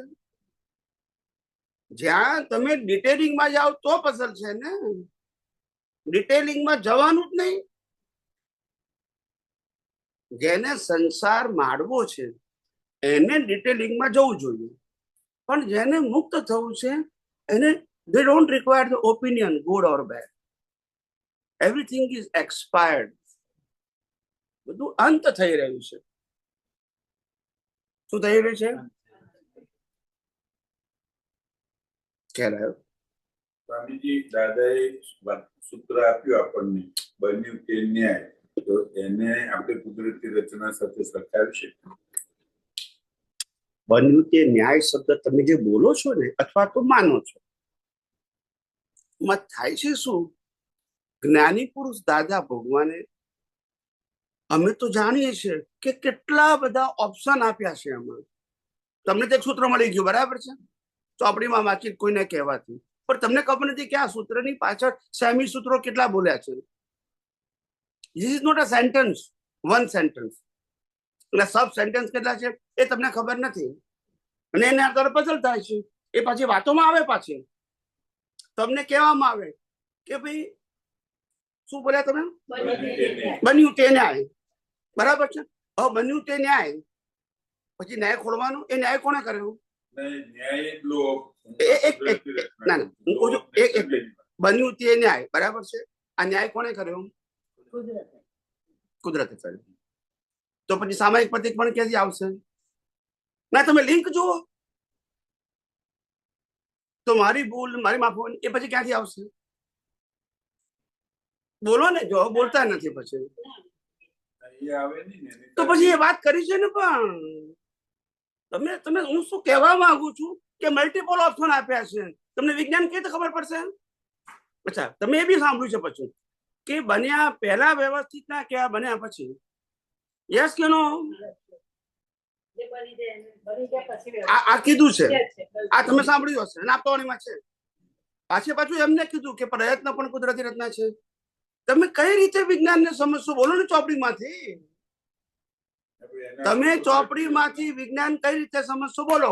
ચોપડીમાંથી એટલે ચોપડીમાંથી કે આ ચોપડી વાંચનારામાંથી વિજ્ઞાન કઈ રીતે સમજશો? આ મારો તમને પ્રશ્ન છે. બે વાત કહું છું, ચોપડીમાંથી કે ચોપડી વાંચનારામાંથી તમે વિજ્ઞાન કઈ રીતે સમજશો મને કહો. હું એક જ સમજુ કે ભાઈ જે વોટ્સ હેપન આપણે એને લો ઓફ નેચર માં મૂકી દઈએ કે કુદરતી રચના જ છે. એમાં બહુ ડિટેલિંગમાં જવાની પછી જરૂર નથી. હું શું કહું છું સાહેબ, હું શું કહું છું એ તો કહું છું પ્રભુ. એટલે બે એક ન થયું એમ મારો પ્રશ્ન છે. એટલે તમે એ સેન્ટેન્સ ની કમ્પેરિઝન ના કરો.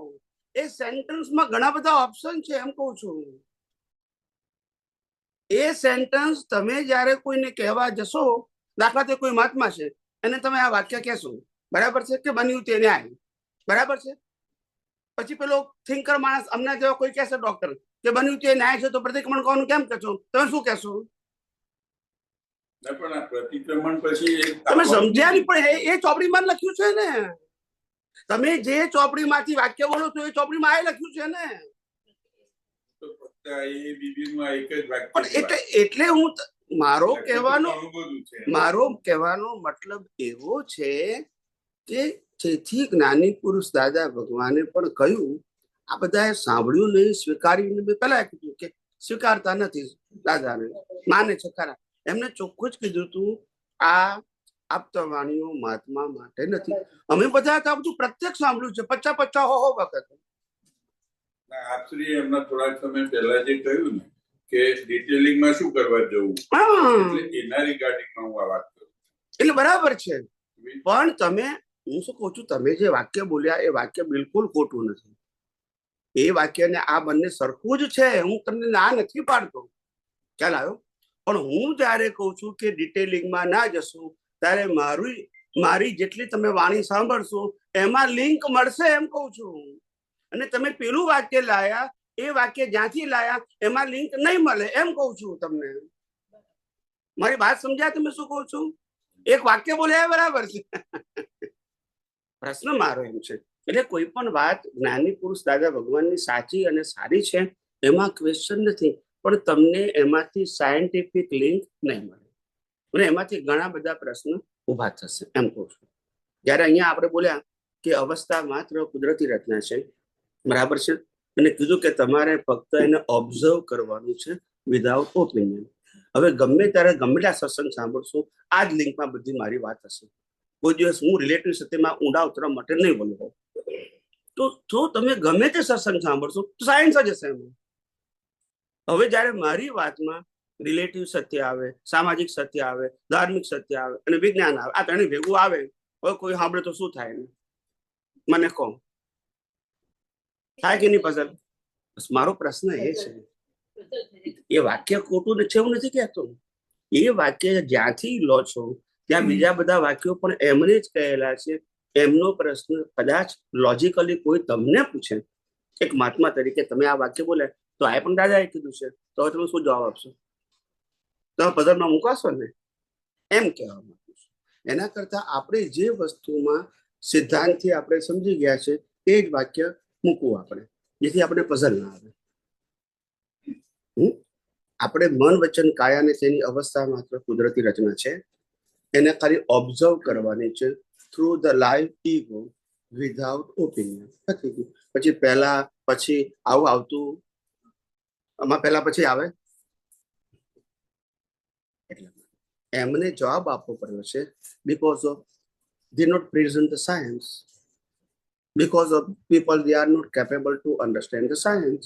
આ બધા રીઝન છે. વાણી કે એમને નીકળતી નથી, સંજોગાથી નીકળે છે, સ્વતંત્ર નથી. અમારે પણ બોલીએ છીએ સંજોગાધીન છે. અમારી વાણી સ્વતંત્ર એમ કોઈની પણ નથી. કૃષ્ણ ભગવાનની ગીતા મહાભારતમાં નીકળી, કેમ પહેલા ના નીકળી?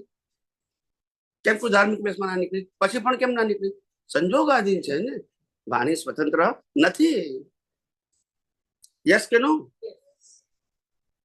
આવું છે. જ્ઞાની હોવું એ એક જુદી વસ્તુ છે અને જ્ઞાનીને સંજોગ મળવા એ જુદી વસ્તુ છે. સંજોગોમાં ઉદય કર્મ આવશે, દશામાં ઉદય કર્મ નહીં આવે. દશા એ અનુભૂતિ છે. યસ કે નો? રામ વિતરાગ હતા પણ ઉદયમાં હિંસા આવી, રાવણની ફેમિલી ક્લાસ કરી નાખી. યસ કે નો? હવે આપણે એમને આ ક્રિયા જોવાની કે દશા જોવાની? That's it. એ દ્રષ્ટિનો વિષય થઈ ગયો. હવે આપણે ક્રિયા સાથે કહીએ શું થાય? ફેલ થઈએ કે નહીં? તો વિતરાગતા એ દ્રષ્ટિ અને દશાનો વિષય છે. એ મન વચન કાયાનો વિષય. આ તો જડ છે. અમે કેટલા વર્ષો પછી અમે કહ્યું કે શરીરને જ્ઞાન જેવું તત્વ જ નથી એની પાસે. આખું જગત આને જ્ઞાની માને છે. જો બોલતા નથી હવે. આ જ્ઞાન વહન કરવાનું ઇન્સ્ટ્રુમેન્ટ છે. આ જ્ઞાન વહન કરવાનું ઇન્સ્ટ્રુમેન્ટ છે, જ્ઞાની નથી. ટીવી જ્ઞાન વહન કરવાનું ઇન્સ્ટ્રુમેન્ટ છે. જ્ઞાન ટીવી ને એમ આને યસ કે નો? તો પછી સાહેબ પછી સ્વામીજી મારે કુદરતી રચના વિશે થોડુંક આપને વધારે ડિટેલમાં સમજવું છે. ઘણા બધા શાસ્ત્રોના અભ્યાસના અંતે આપણે ભાગવતમાં પણ ઘણી જગ્યાએ લખ્યું છે, રામાયણ રામચરિત્ર માનસમાં પણ ઉલ્લેખ છે, વેદોમાં પણ છે. કોઈ બ્રહ્મ કહે છે, કોઈ પરમ તત્વ કહે છે, કોઈ પ્યોર કોન્શિયસનેસ કહે છે. બધા જુદા જુદા સ્વરૂપો કયા. કૃષ્ણએ પણ અર્જુનને ત્યારે કહ્યું કે તું આજે જુએ છે એ કૃષ્ણ હું નથી, મારા કરોડો અવતાર છે. એ પણ એક પ્યોર કોન્શિયસનેસ ની વાત. Yes yes yes. આપણે એક કુદરતી એટલે કુદરત આપણે શબ્દ મૂક્યો, તો આ બધામાં શું સિમિલર છે કે પછી it's a little bit different? કહું એ જ્ઞાની ભગવાન તો શું કહેવા માંગે છે? What is the meaning of consciousness? Consciousness એ જડનો સ્વભાવ નથી. કોન્શિયસ અનકોન્શિયસ આ બે જડનો સ્વભાવ નથી. It is a nature of ચિત્ત. એનું સેમિકોલમ મન કહેવાય. ચિત્ત એટલે જ્ઞાન દર્શન ને મન એટલે થોટ્સ. ખ્યાલ આવ્યો?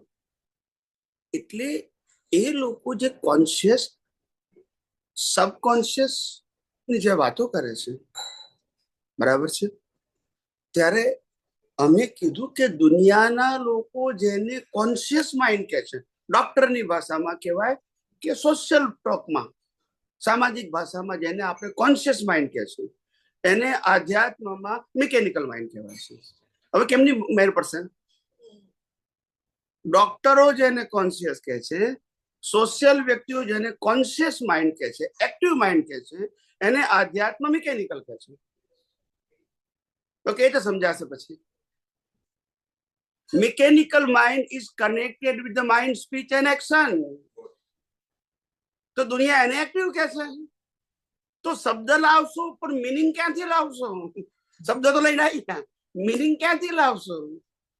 દુનિયા આને એક્ટિવ કહે છે, કોન્શિયસ માઇન્ડ ને, અને આધ્યાત્મમાં સબકોન્શિયસ ને એક્ટિવ કહેવાય છે. They create the new cause for the conscious mind ની વાત નથી કરતો, હું કોન્શિયસનેસ ની વાત કરું. હા, કે જે ચેતન તત્વની વાત છે. શું છે ચેતન? એની વાત છે. એમાં કોન્શિયસ અને અનકોન્શિયસ ના આવે. કોન્શિયસ અનકોન્શિયસ શબ્દ વિઝનમાં જ આવે, પુરુષાર્થમાં જ આવે, આત્મામાં ના આવે.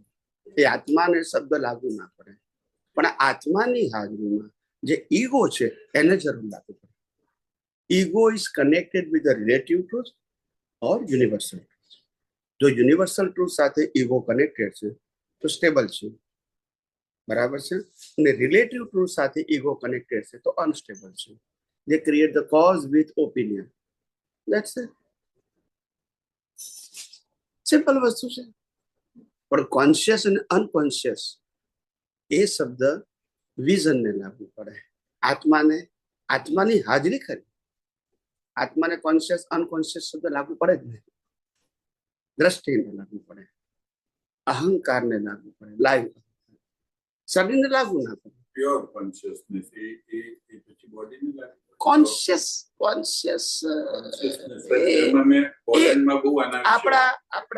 આપણા ઇસ્કોનમાં પણ કોન્શિયસ શબ્દ વાપરવામાં આવે છે, વેદાંતમાં પણ કોન્શિયસ શબ્દ વાપરે છે. અને શુદ્ધ ચેતન તત્વની વાત એને કોન્શિયસ ના કહેવાય. Not connected or related with mind body or action. Consciousness જે શબ્દ વાપરવામાં આવ્યો છે ને, જે એકાગ્રતા, એ શબ્દ પહેલા સમજો. કોન્શિયસનેસ એ એક પ્રકારનું એવું મીડિયેટર છે જે connected with the relative truth or universal. જે હેવ ઓપ્શન. સોલ પાસે ઓપ્શન નથી. સોલની હાજરીમાં ઈગોને ઓપ્શન છે, સોલને ઓપ્શન, એવું બોડીને ઓપ્શન પણ નથી. આ તો મિકેનિકલ છે, પ્રોગ્રામથી ચાલે છે. અને પેલો ઇન્ડિપેન્ડન્ટ છે, એનામાં તો કશું છે જ નહીં. નો પ્રોસેસ એટ ઓલ. આત્મામાં કોઈ પ્રક્રિયા જ નથી, આત્માની હાજરીમાં પ્રક્રિયા છે. આત્માને પ્રક્રિયા એટલે કોન્શિયસ અનકોન્શિયસ શબ્દ એ પ્રોસેસ વાળા ભાગને લાગે. ઇનર એન્ડ ઇન્ટરનલ પ્રોસેસને આ શબ્દ લાગુ પડે, અને આઉટરનલ પ્રોસેસને ક્રિયા શબ્દ લાગુ પડે, કોન્શિયસ ના લાગુ પડે. માઇન્ડ, સ્પીચ અને એક્શનને એક્શન શબ્દ લાગુ પડે. ખ્યાલ આવ્યો? અને માઇન્ડ અને ચિત્તને કોન્શિયસ શબ્દ લાગુ પડે. અને સોલ અને કેટાલિસ્ટ કોન્શિયસ શબ્દ લાગુ ના પડે. જે વસ્તુ જ્યાં લાગુ પડે તે મારે, આઈ એમ સાયન્ટિસ્ટ, મારે કઈ વસ્તુમાં હજી આ ના કરાય, નહીં તો મારે આગળ જવાબ આપવો પડે, કારણ કે આ રેકોર્ડિંગમાં જવાનું, લાખો લોકો સાંભળે. આપણે ટૂંકમાં કુદરત શબ્દ વિશે વ્યાખ્યા આપવી હોય તો શું કહીશું? કુદરત એટલે ટોટલ ઓફ 6 ઇટરનલ એલિમેન્ટ્સ, જે આપણે કીધેલું જ છે. 6 તત્વનું એક નામ કુદરત, એ કીધું જ છે. એ તત્વ કાયમ અવિનાશી છે. એ તત્વ કામ કઈ રીતે કરે છે? લો ઓફ નેચર થી.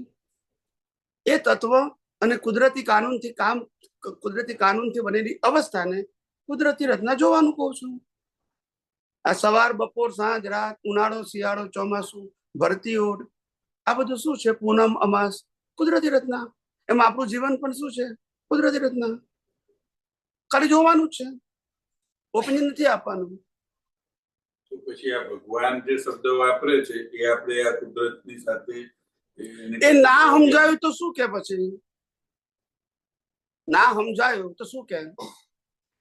સામાન્ય વ્યક્તિને ભગવાન એટલે પરમ શક્તિ, ભગવાન એટલે બ્રહ્માંડ ચલાવે છે એવી શક્તિ, એવું માને એટલે પછી કોઈ આપવું તો પડે ને મીડિયેટર તરીકે. એટલે ભગવાન કીધું.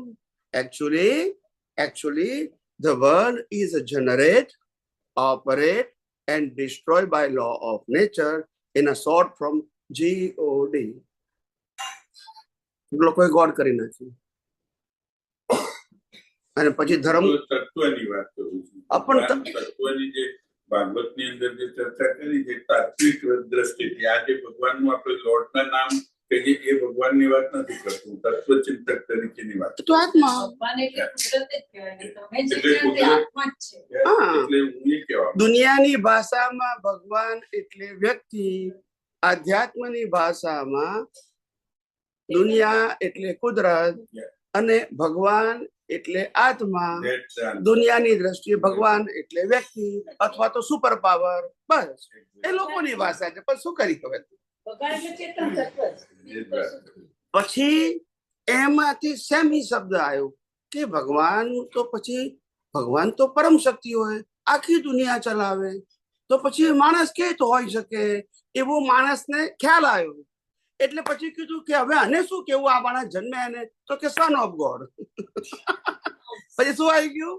ભાઈ ભગવાનના પુત્ર તો હોય ને, સન ઓફ ગોડ આવી ગયું. ખ્યાલ આવી ગયો? આ બધા શબ્દોની ઉત્પત્તિ કેમ થઈ? અમને ઉત્પત્તિના કારણ દેખાય, અમને શબ્દોના મિનિંગ સાથે કોઈ લેવા દેવા નથી. Y it is create, Y the word is create. આ શબ્દ કેમ ઉભો થયો? Son of God. ગોડ કહેવાય નહીં, ગોડ એટલે પરમ શક્તિ, અને આ સન ઓફ ગોડ શબ્દ વાપર્યો. ખ્યાલ આવ્યો? પછી આપણામાં આવ્યું હમણાં તો અમે ગઈકાલે નાયગ્રા ફોલ્સ ગયા હતા, તો એક મહાત્મા સાથે વાત થઈ તો મને કે સ્વામીજી આપણા હિન્દુસ્તાનમાં આટલા બધા ભગવાન કેમ છે? મેં કોઈ એક ભગવાન બધાને ક્યાંથી પહોંચી વળે. એટલે ગમત કરી કાલે. બધા આટલા બધા ભગવાનો તો વેચાઈ જાય ને બધાને.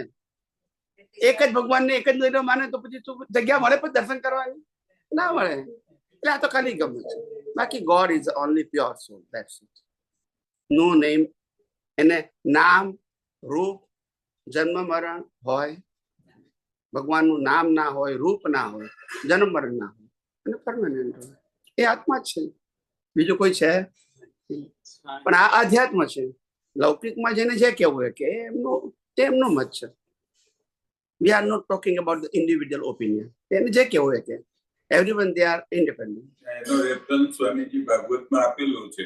એવું કહ્યું છે કે સતયુગની અંદર આટલા મંદિરો, ભગવાનો, પ્રતિષ્ઠાઓ આવું બધું હતું ને, અને આ કળિયુગ વાપર પાછળ આવ્યું ત્યારે યજ્ઞો ને મૂર્તિઓ ને મંદિરો કેમ થયા? આવું સનત કુમારોએ ક્વેશ્ચન પૂછો નારદજીને. ત્યારે એનું સોલ્યુશન એવું આપવામાં આવ્યું, શોર્ટમાં કહું છું, કે એ વખતે આત્માથી આત્માના વ્યવહારો હતા, કે આપણે અત્યારે જેના ઉપર આપણે હોમવર્ક કરી રહ્યા છીએ. કે આત્મા, દાદા કહેતા કે રિક્ષામાં બેસીને સવારે આત્માના દર્શન કરવા નીકળતા, એના માટે આપણે આ હોમવર્ક કરી રહ્યા છીએ. તો એ વખતે એવું કહે છે અંદર કે એવા રિલેશન હતા. કળિયુગમાં મન, વાણી અને એક્શન વક્રાકાર થઈ ગયું. એટલે જરૂર પડી કે ભાઈ હવે આ ઇન્ટેલેક્ચ્યુઅલ કોન્શિયસનેસ નું લેવલ જે છે એ ડાઉન થતું ગયું. જેમ આપણે એમાં કહ્યું, એ કેન નોટ અન્ડરસ્ટેન્ડ આત્માથી આત્માનું કેવી રીતે દર્શન કરવું. એ એક લેવલ જે આપ સમજાવો છો કુદરતી રચનાની રીતે અને કુદરતની રીતે, એ આ કળિયુગના જમાનામાં it's very hard to understand. અને ઘણું હાર્ડવર્ક ને હોમવર્ક કરવાની જરૂર છે, ત્યારે એ સમજાય છે, અનુભવાય, અનુમીય છે. એટલે આટલા બધા મંદિરો ને જુદા જુદા ભગવાનો આવું ભાગવતમાં ડિસ્ક્રિપ્શન. ભાગવતમાં જે વાત કરી છે, આપણે જો કે એમાં ડિટેલમાં નથી જવું, પણ બ્રીફમાં ખાલી કરી મંદિરની વાત નીકળી ને એટલે ભાગવત. ના ના ના ના, એટલે હું તમને ખાલી એટલું કહું કે ભાગવતમાં જે વાત કરી છે એ એક વ્યૂ પોઈન્ટ થી કરેક્ટ છે. It is not fact. ખ્યાલ આવી ગયું? એટલે ભાગવતમાં બધા કઈ ભાગવતમાં લખ્યું છે કે એ સતયુગની અંદર બધા આત્માર્થી હતા, આત્મા તરીકે જોતા હતા. એવું નતું. કૃષ્ણ ભગવાનને સાંભળનારું કોઈ નતું, ને રામને સાંભળનારું કોઈ નતું જ્ઞાની તરીકે. બોલતા નથી. કોઈ જ્ઞાની તરીકે જ માનવા તૈયાર નતા રામ ને કૃષ્ણ ને. આપણે અત્યારે આ મંદિરો બાંધ્યા છે, પણ એને તો જ્ઞાની તરીકે જ માનવા તૈયાર નતા જયારે જીવતા હતા ત્યારની વાત કરી. એટલે નો ડાઉટ સતયુગ નો મતલબ થાય the people they have most of the people they are highly humanity. માનવતા ઉત્કૃષ્ટ પ્રકારની સતયુગમાં. ખ્યાલ આવ્યો? આ જે પાર્ટીશન છે ને આટલા, એ નતા. નાતના, જાતના, ધર્મના, પ્રદેશના, આ બધું નતું. ડિવિઝનલ નતા. એટલે ઇઝી ટુ, આમ કે માણસને જુએ ને, અતિથિ દેવો ભવ. ખ્યાલ આવ્યો? અતિથિ દેવો ભવ. ખ્યાલ આવ્યો? જીવો અને જીવવા દો. ખ્યાલ આવ્યો? આ બધા પ્રિન્સિપલ કેમ આવ્યા હતા? કારણ કે એ વખતે એવું હતું કે આપણા ગામમાં, ઘરમાં માણસ ક્યાંથી? હ્યુમનની વેલ્યુ હતી બીકોઝ ઓફ હ્યુમેનિટી. ભાઈ તમારું નાત શું, જાત શું, ધર્મ કયો, ગુરુ કયા, ભગવાન કયા, ક્રિયા કયા, એ subject that is be called a great level of humanity. એ સતયુગમાં હતી, ટોપ લેવલ હતી. એ હકીકત છે. પણ બધા કે આત્માર્થી હતા. કૃષ્ણ સાહેબ પહેલા કેવું હતા, ઇન્દ્રદેવની પૂજામાં કૃષ્ણ કેમ વિરોધ કરે? વરસાદ પાડે છે, એનું કઈ આખું બધું જે મને યાદ નથી. આપણે બહુ સ્ટોરીમાં નહીં જવું. હા, તમારે પ્રશ્ન પૂછો છે.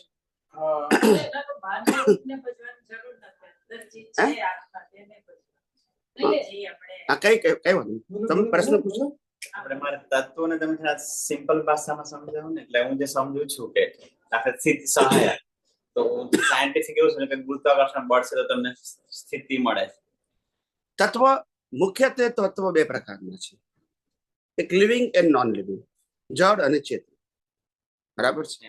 ચેતન છે એને અવસ્થા ના હોય, અને જડને એ અવસ્થા માટે અવસ્થાના સપોર્ટ માટે 4 તત્વ છે: ગતિ સહાયક, સ્થિતિ સહાયક, ટાઈમ એન્ડ સ્પેસ. આ 6 તત્વ છે. All the 6 eternal elements are permanent. Definition wise તો ખ્યાલ આવે છે બધું અવસ્થામાં ક્યાં યુઝ થાય તે બી ખ્યાલ આવે છે પણ લાઈક લેટ્સ સે ટાઈમ આપણે કેવું કોઈ પણ અવસ્થા સ્ટાર્ટ અને એન્ડ થાય તો એના પીરિયડ ને એ અવસ્થામાં આવે. એટલે તો પણ એટલે ટાઈમ એ જે ખ્યાલ આવે છે તત્વ સ્વરૂપે એટલે પછી એ બોલો. લાઈક આપણે વિઝનમાં આવી રીતે ના આવે ખાલી સમજમાં આવે. હા, હું એ જ કહું છું. જો સમજાવું તમને. આ પ્રકૃતિને દોડાવનાર છે ગતિ સહાયક તત્વ છે, ને પ્રકૃતિને સ્થિર રાખનાર સ્થિતિ સહાયક તત્વ છે. પ્રકૃતિ પોતે સમય તત્વ સાથે જોડાયેલ છે. અને પ્રકૃતિની બહાર પ્રકૃતિ મૂવ થાય છે એટલે સ્પેસ છે, અને આ પ્રકૃતિની અંદર પણ સ્પેસ છે એટલે હવા પાણી ખોરાક આપણે લઈ શકીએ છીએ. એટલે આ રીતે સમજવાનું. આનાથી સોલ કેવો છે? એટલે જે કઈ છે ચાર તત્વો જે છે બાકીના એ જળની અવસ્થાને લાગુ પડે છે. ચેતનને અવસ્થા શબ્દ લાગુ પડતો નથી. જે પરમાનન્ટ હોય એની અવસ્થા કેવી રીતે હોય? ટેમ્પરરીની અવસ્થા હોય. અને આખું જગત ટેમ્પરરીમાં ફસાયું છે. શેમાં ફસાયું છે? સમજાય છે? અને આ બધા ડિસ્ક્રિપ્શન જે છે ધર્મમાં અને સોશિયલ લાઈફમાં એ ટેમ્પરરીના છે. આધ્યાત્મમાં ના હોય. આધ્યાત્મમાં ડિસ્ક્રિપ્શન જ ના હોય. આધ્યાત્મમાં પ્રિન્સિપલ જ હોય. યુનિવર્સ ના રીતે ક્લાસિફાઈ કર્યું છે આટલા પરિબળોથી આ ચાલે છે. બસ. All circumstances are controlled and governed by law of nature as a principle. અને આપણે પ્રિન્સિપલ થી જોઈએ અવસ્થાને તો ડિટેલિંગ ની ક્યાં જરૂર છે?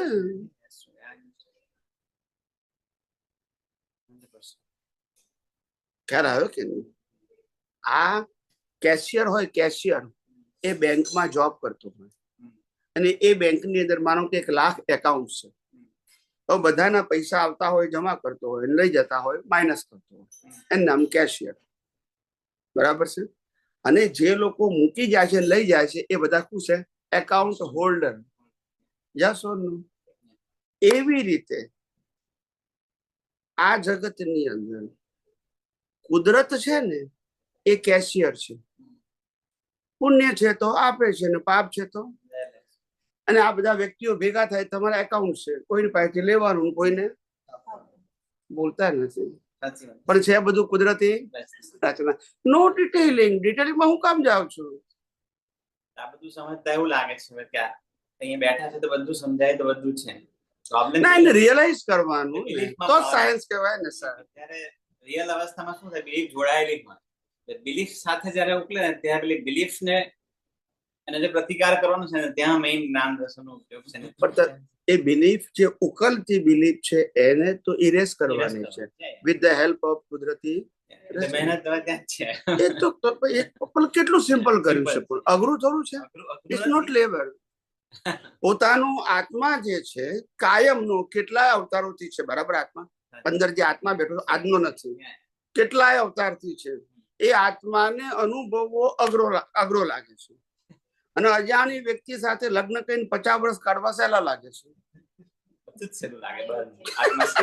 તમને સમજણ શું છે? એમ આત્મા તો છે. તમે માનો કે ના માનો, કેટલા અવતારથી એ જ છે. એમાં તો કોઈ ચેન્જીસ છે જ નહીં. તમારે એને રિયલાઇઝ કરવાનું છે. અને અનનોન વ્યક્તિ તો તમે મેરેજ તરીકે મળો, મેરેજ કરીને રાખો છો ત્યારે હિસાબ પૂરા, એકાઉન્ટ પૂરા કરવા માટે મળ્યા છે. Not permanent relation. યસ કે નો? અને આને તો તમે યાદ રાખો કે ના રાખો તો સાથે જ રહેવાનું છે.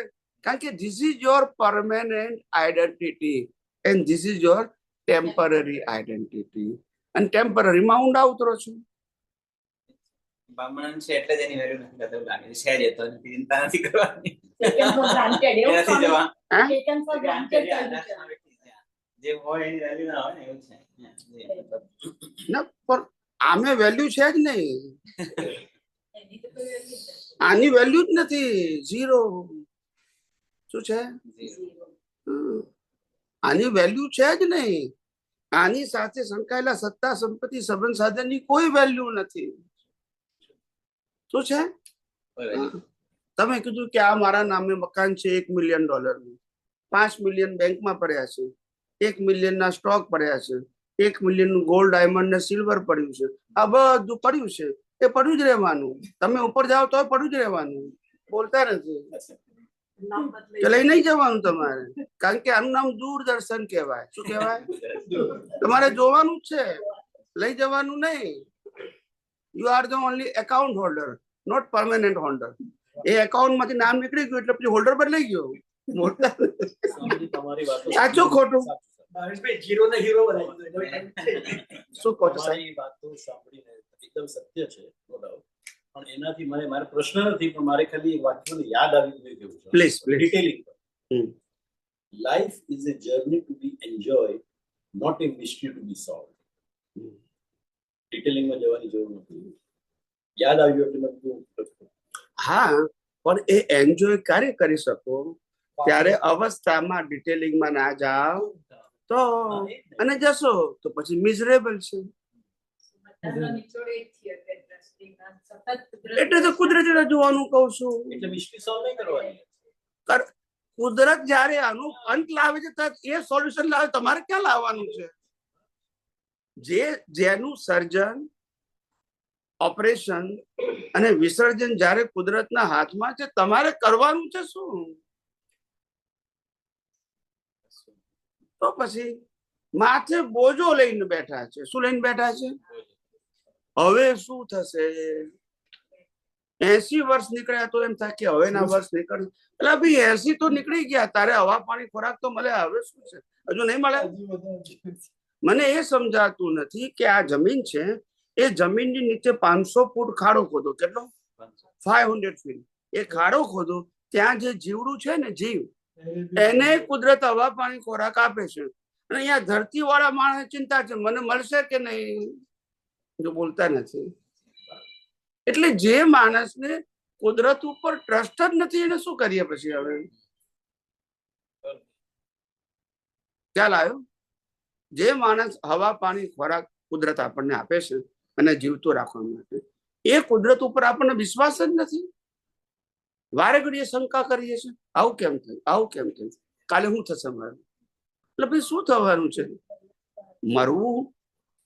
મરવું એ અવસ્થા છે. મરવું એ પરમેનન્ટ સોલ્યુશન નથી. મરવું એટલે શું? કે એક ડ્રામા પૂરો કરવો અને બીજો ડ્રામા શરૂ કરવો, એમ મરવું. ડોક્ટર સાહેબ બોલતા નથી.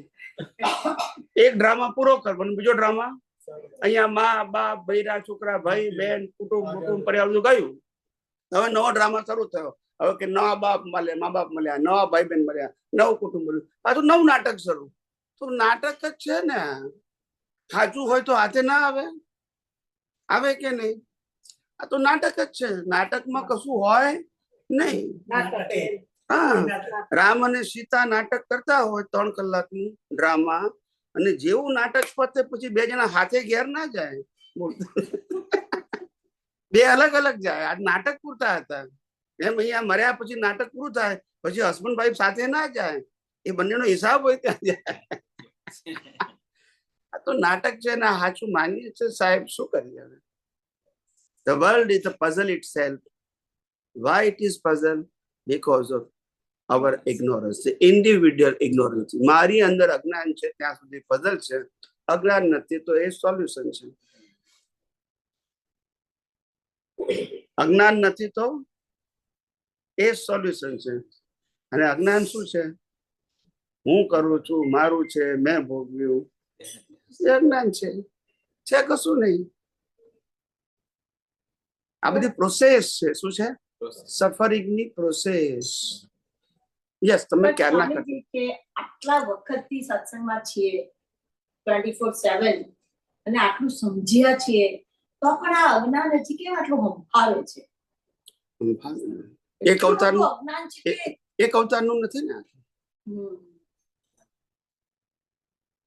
સો મેની બર્થ નું છે. ભોગવટો એક અવતારનું છે. અજ્ઞાન તો કેટલા અવતારનું છે? It's a cumulate. Just very strong. અને તમે જ એને willingly accept કર્યું કે this is my, this is my, this is my, એટલે પછી બિલીફ એકદમ કેવી નીકળે પછી?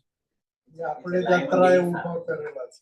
નહીં, આપણે જ આપણી બિલીફ થી એક્સેપ્ટ કરેલું છે કે yes this is my, not dramatically, રિયલમાં એક્સેપ્ટ કર્યું છે. તો પછી એ તો પછી આડું આવે કે ના આવે? સાચી વાત છે. હવે સિમ્પલ વસ્તુ એવી છે સાહેબ કે માનો કે એક આ ડીશ છે. ડીશનું એક્ઝામ્પલ ના મોબાઈલનું આપું, જલ્દી સારું ખબર છે. આ મોબાઈલ છે. હવે આ મોબાઈલ તમે પરચેસ કર્યો છે એટલે તમે એના માલિક છો. હવે કોઈ વ્યક્તિ તમારે ત્યાં કોઈ જગ્યાએ તમે ગયા અને ત્યાં આગળ બહાર ઊભા છો પાર્કિંગમાં, અને કોઈ વ્યક્તિને ફોન કરવો છે પણ મોબાઈલ એનો એક્સપાયર, બેટરી ખલાસ થઈ ગઈ છે. એટલે તમને કહે છે કે can you give me your mobile, I want to one call because of my mobile battery is expire, તો can you help me please. એટલે તમે એને મોબાઈલ આપ્યો ઓપન કરીને અને એને ફોન ઉપર વાત કરી. વાત કર્યા પછી તો ખિસ્સા મૂકીને ચાલવા માંડે. આદત પ્રમાણે. હવે શું થાય? તમે શું કરો? પછી દસ ના પડે, ના આપે તો તારીખે થાય. ડોક્ટર શું કરે? જવા દો. તો કમ્પ્લેન કરીએ, પ્રયત્ન કરીએ, ઝઘડો કરીએ, યસ ઓર નો?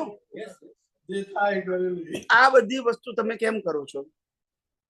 માલિક કે મારું છે. That's it.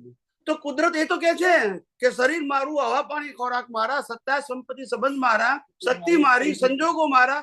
તું કેમ માલિક થાય છે? બોલતા નથી. માર ખાવો પડે કે નહીં? એનો માર ખાઈએ છે, એનો માર નથી ખાતા, માલિકીનો માર ખાઈએ છીએ. આ દુનિયામાં કોઈ પણ વસ્તુ અને વ્યક્તિના અથવા આ ખુદ શરીરના માલિક હોઈ શકે કોઈ? ખાવ છો તો માર ખાવો પડે છે. મને ઘણા બધા કહેતા હતા કે સ્વામીજી પણ કોઈ શુભ ક્રિયા કરવામાં શું વાંધો છે? શુભ ક્રિયા, ધાર્મિક કે કહો, શુભ કહો, વોટ એવર ઇટ્સ ઓકે, શું વાંધો છે? મેં કોઈ વાંધો કશો નથી ને, પણ હું કરું છું એ વાંધો છે કુદરતને. શરીર મારું, સંજોગો મારા, શક્તિમાં. તું બોલે છે હું કરું છું, ત્યાં કુદરતને વાંધો છે. જો બોલતા નથી, બોલો ને. જેમ વસ્તુ માટેની માલિકીનો વાંધો છે, એમ ક્રિયામાં કરતા પણ કુદરતને વાંધો છે. શરીર કુદરતનું, સંજોગો કુદરતના, શક્તિનું કુદરતનું, હવા પાણી ખોરાક કુદરતના, અને તમે કહો છો હું કરું છું. જો હવે નહીં બોલે. હવે સ્વામીજી પણ કોઈને સબ બાળવા જઈએ ને તો સ્મશાનમાં તો આ બધું સમજાઈ જાય. ઘેર આવીએ ને તે પાછા હતા નહીં. પણ એટલા માટે જ કીધું કે અત્યારે જીવતા જો અને સ્મશાનના રૂપમાં માનવામાં આવે તો વાંધો શું છે? It's a matter of date of death. કેમ આમ કરો છો? અમે તો આ માળા પહેરી એટલે અમને ખબર છે કે માળા એક્સપાયર થયા પછી જ પહેરાવવામાં આવે, જીવતાને ના પહેરાવે કોઈ. એટલે અમને પહેરાવે ત્યારે ખબર જ છે ઇઝ અ ડેડ બોડી, શ્વાસથી ચાલે છે બસ. અમારા માટે લેવલ જરાક મહેનત માંગી લેવું છે. બાકી તો લે ને સાહેબ. પણ તમે, હું શું કહું છું કે તમે ગભરાશો નહીં અને એને લોડેડ ના બનાવશો. Science is not subject of labour and loaded. Science is the subject of awareness, fully awareness. જાગૃતિનો ઉપયોગ. તમને સ્થૂળ ભાષામાં અત્યારે તમારા પુસ્તકીય જ્ઞાનથી ખબર ના પડે, પણ આ તીર્થંકરોને સમ્યક સમકિત થયા પછી 50, 100, 200, 500 અવતાર થયેલા. સમકિત થયા પછી આ તમને બધાને ખબર નહીં પડે ને. તો પછી આ ચમત્કાર થોડો છે કઈ? Maturity is coming after some process and practice, inner practice. કોઈને પણ ચમત્કાર નહીં થયેલો. દાદા ભગવાને કીધું ઋષભદેવ ભગવાન વખતે હતા. યસ કે નો? કેટલા અવતાર થયા હશે? લાખો અવતાર થયા હશે. તો સંકેત નહીં મળ્યું હોય? બોલતા નથી. શ્રીમદ રાજચંદ્રે કીધું અમારા 900 ભાવ થયા. બોલો ને. આ તો જ્ઞાની પુરુષ પોતે બોલે છે ને, કોઈએ તમને કીધું નથી ને. તો એટલું ઈઝી હોત તો. પણ તમને ભાષા ચમત્કારની સાંભળે બહુ મજા આવી જાય. બસ હવે તો જ્ઞાન લીધું, હવે આપણો મોક્ષ થઈ જવાનું. એ ભાષામાં તને બહુ રસ છે. દાદા ભગવાને કઈ ઋષભદેવ કે હાજર હતા, કેટલા હતા. એટલે ચમત્કારની ભાષા આપણને ગમતી થઈ ગઈ છે. જ્ઞાની પુરુષે તમને ખાલી મોરલ સપોર્ટ માટે કીધું છે કે જો તમે આ રીતે મેં આપેલી દ્રષ્ટિનું એપ્લિકેશન કરશો ને તો અવશ્ય તમારો મોક્ષ થશે. એમાં ના નથી કહેતા, પણ એ રહેવાય તો ને. That is a question. એમને ખોટું કહી જવું નથી, પણ આપણે જે જવાબ હતો ખ્યાલ આવે ને એને સીધા ગળી ગયા, પ્રોસેસ ભૂલી ગયા. શું કીધું? આજે આપણે માનો કે કોઈ વ્યક્તિ 35 વર્ષ ભણ્યા પછી એમડી થયા હોય, સ્પેશિયાલિસ્ટ 35 વર્ષ ભણ્યા પછી એની ડિગ્રી લઈને આવે, ડોક્ટરની ડિગ્રી લઈને આવે, પીએચડી થયા છે એની, બરાબર છે, અને પછી એના છોકરાને બતાવે તો છોકરો શું કહે છે? બસ આ કાગળિયા મળે 35 વર્ષ ખર્ચ્યા, જો બોલતા નથી. હવે આને શું કહેવાય? આ કાગળની કિંમત છે. કાગળ ઇઝ આ only social proof in a society, પણ તમે જે પ્રોસેસ કરી છે એના કારણે થયા છે, પણ એને વેલિડિટી માટે આ કાગળ આપ્યું છે. કાગળ is not your maturity. Yes કે નો? એમ જગતમાં જે બધું દેખાય છે બધું રિલેટિવ ટ્રુથ છે, એની પાછળની પ્રોસેસ સાયન્સ છે. એ પ્રોસેસને જાણવું એ નામ છે. આપણે તો અવસ્થાને જાણીએ છીએ. શું જાણીએ છીએ? આપણે લાગે કે મેરેજ કર્યા એક અવસ્થા છે, પણ અવસ્થામાં આ અવસ્થા પાછળના કારણો શું છે? બંનેના કર્મના હિસાબો. એ હિસાબો અત્યારે કુદરત ઉકેલી રહી છે. શું રહી છે? તો ઉકેલવામાં તમારે શું કરવાનું છે? ઓબ્ઝર્વર. નવો ઓપિનિયન આપી નવા કર્મ શું કામ બાંધો છો? આ એકાઉન્ટ તમારા ક્લોઝ થઈ રહ્યા છે અને કુદરત કરાઈ રહી છે. એમાં તમારી પાસે ઓપ્શન નથી, પણ તમે એટેચ થઈને જે ભાવ કરો છો એમાં બધા નવા એકાઉન્ટ. બાકી કુદરત તો ફરજિયાત પૂરા કરાવે છે. યસ કે નો? રામના આયુષ્ય પૂરા કરાવે ને રાવણના પૂરા કરાવે, ના કરાવે? એ કામ કોનું છે? પણ આપણને લાગે મારે પૂરા કરવાના છે, બસ. એ પાછું અજ્ઞાન આવી ગયું, પછી લોડેડ થઈ ગયું. શું થઈ ગયું? આખા શરીરમાં એક જ ક્રિયા એવી છે કે જેનો થાક લાગતો નથી. ડોક્ટર સાહેબ, કઈ ક્રિયા બોલો? તમે બોલશો નહીં બધા. આખા શરીરમાં એક જ ક્રિયા એવી છે કે જે સતત ચાલે છતાંય થાક લાગતો નથી. હે? શ્વાસોશ્વાસ. જન્મ્યા ત્યારથી શ્વાસોશ્વાસ ચાલે છે, પણ કોઈ નથી કહેતા 1 કલાક આરામ. એ થાક લાગતો જ નથી. વિચારે, બોલે, ફિઝિકલ ક્રિયામાં થાક લાગે, શ્વાસોશ્વાસમાં થાક ના લાગે. સતત ચાલે છે. કેવી ચાલે છે? ત્યારે અહીંયા કુદરતની કરામત છે. આ આખું જે મશીન છે એ પ્રાણવાયુથી ચાલે છે. પ્રાણવાયુ સમજાય છે? ઓક્સિજન. તો કે છે આ ફૂડ શું છે? ફૂડ ને વોટર એ બ્લડ છે, એ બધી ફિઝિકલ એનર્જી છે, પણ મૂળ પાવર કયો છે? પ્રાણવાયુ બંધ થઈ ગયો એટલે પછી 5 કિલો લોહી હોય તો મરી જાય માણસ. એની વેલ્યુ ખ્યાલ આવે? જીવતો રહેશે શેનાથી? પ્રાણવાયુ છે. લોહીથી ને પ્રાણ, ઓક્સિજન. એટલે આ મશીન જે છે એ મશીન પ્રાણવાયુને આધારે જીવતું છે, લોહીને આધારે નહીં. બોલો. હા, તો એ આજે પ્રાણવાયુ છે કે હૃદય છે કે આખી શરીરની તંત્રમાં તો સમજાય છે કે હા આ બધું ચલાવે છે કુદરત. પણ જ્યારે ડિસિઝન લઈએ છીએ કે પછી જે પણ સોશિયલ લાઈફની અંદર જે પણ થાય છે at the level of mind, ત્યાં કેમ બેસતું નથી સ્વામીજી કે આ હું નથી કરતી, ડિસિઝન બી કુદરત લેવડાવે છે મારી પાસે, એ એમ બેસી કેમ નથી જતું? લાઈક શ્વાસ તમે કીધું કે શ્વાસ તમે લેતા નથી, સમજાય ગયું ને એ બેસી પણ ગયું. એટલે આપણી જે આ વિજ્ઞાન દ્રષ્ટિ પ્રાપ્ત થઈ છે એ વિજ્ઞાન દ્રષ્ટિની મેચ્યોરિટી આપણી દ્રષ્ટિમાં નથી. દ્રષ્ટિ પ્રાપ્ત થઈ છે પણ એ દ્રષ્ટિની મેચ્યોરિટી આપણી દ્રષ્ટિમાં એટલે વારે ઘડીએ સ્લીપ થઈ જવાય છે. રિલેટિવ સત્યની એક્ઝિટ લઈ લો છો. હાઈવે તો તમને બતાવ્યો છે, વારે ઘડી એક્ઝિટ લઈ લો છો, પાછા હાઈવે પર આવો છો, પાછા એક્ઝિટ લઈ લો છો, પાછા હાઈવે પર આવો. There is a process. કીડીનો પ્રોસેસ છે સ્વામીજી. કીડીનો પ્રોસેસ છે. કીડીએ કદાચ પાર ચાલતી હશે. તમે આવું બોલો કીડીનો પ્રોસેસ એટલે મહાત્મા કે અમારો છે જ નહીં ને હવે. આ ઊંધું માની બે. કીડી નહીં બોલો, કીડી જેવો બોલવાનું. જીવો sorry. અમારે કરેક્શન કરવું પડે. તમે કીડી નો બોલો તો કે અમારે શું લેવા દેવા? એ કીડી જાણે.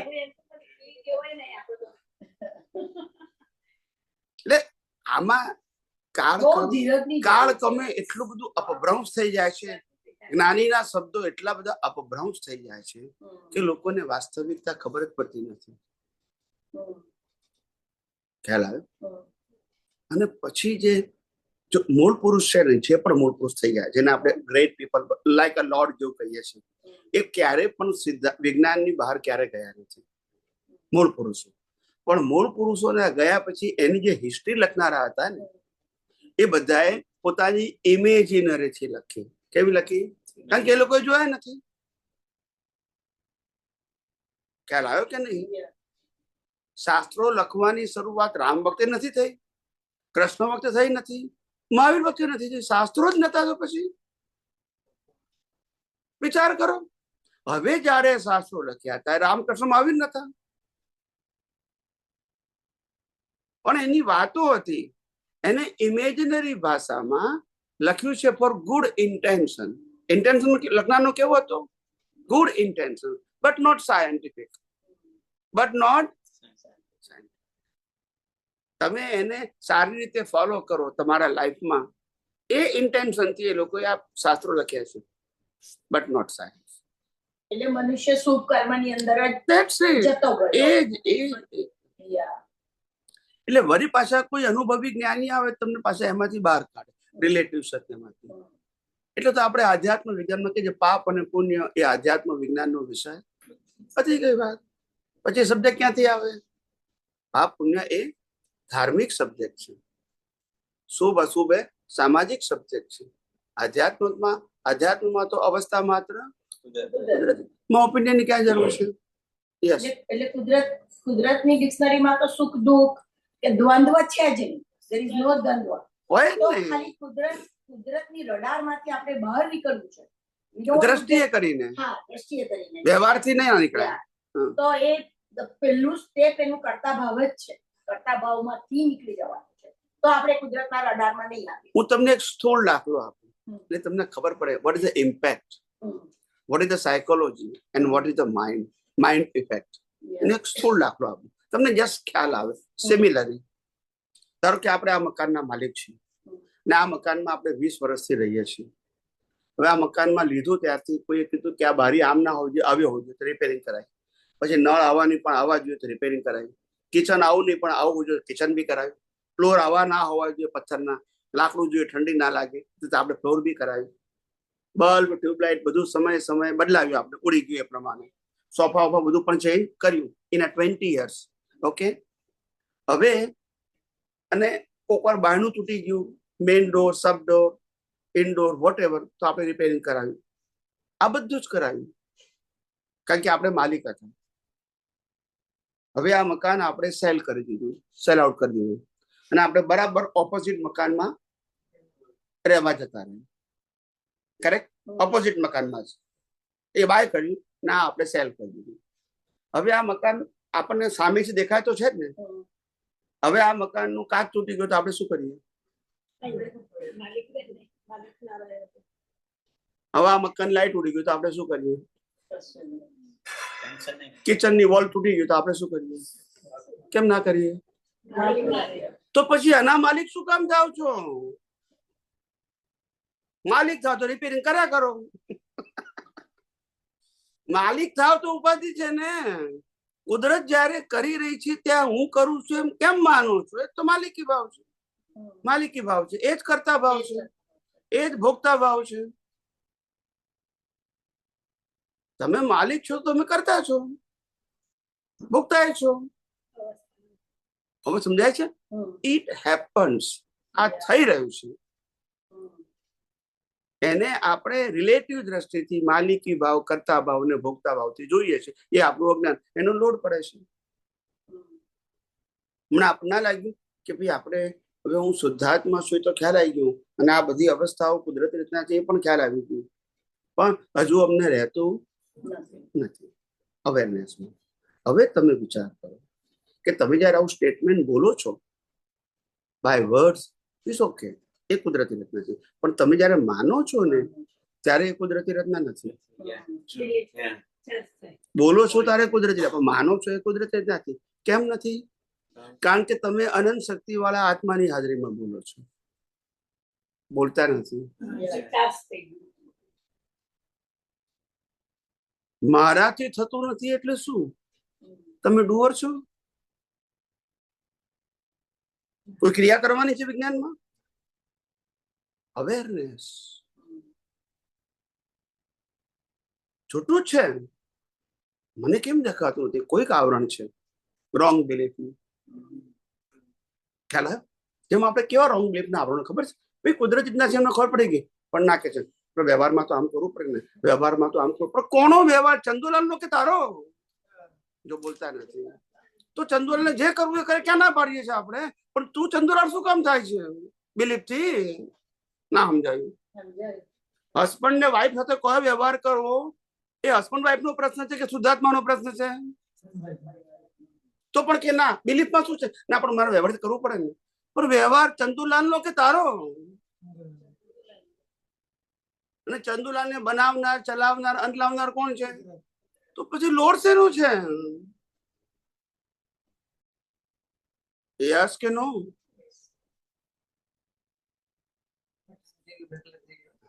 એટલે પ્રશ્ન અવેરનેસ નું છે. શેનું છે? જાગૃતિ નું છે. અને જાગૃતિ ઉપર ધ્યાન રાખવું. શેના ઉપર ધ્યાન રાખવું? જાગૃતિ ઉપર ધ્યાન રાખવું. બીજા કશા ઉપર ધ્યાન ના રાખવું. જાગૃતિ is important. Science is subject of awareness. It is not subject of exercise. એ મન વચન કાયની ક્રિયાનો વિષય નથી, માટે એમાં ઊંડા ઉતરશું જ નહીં.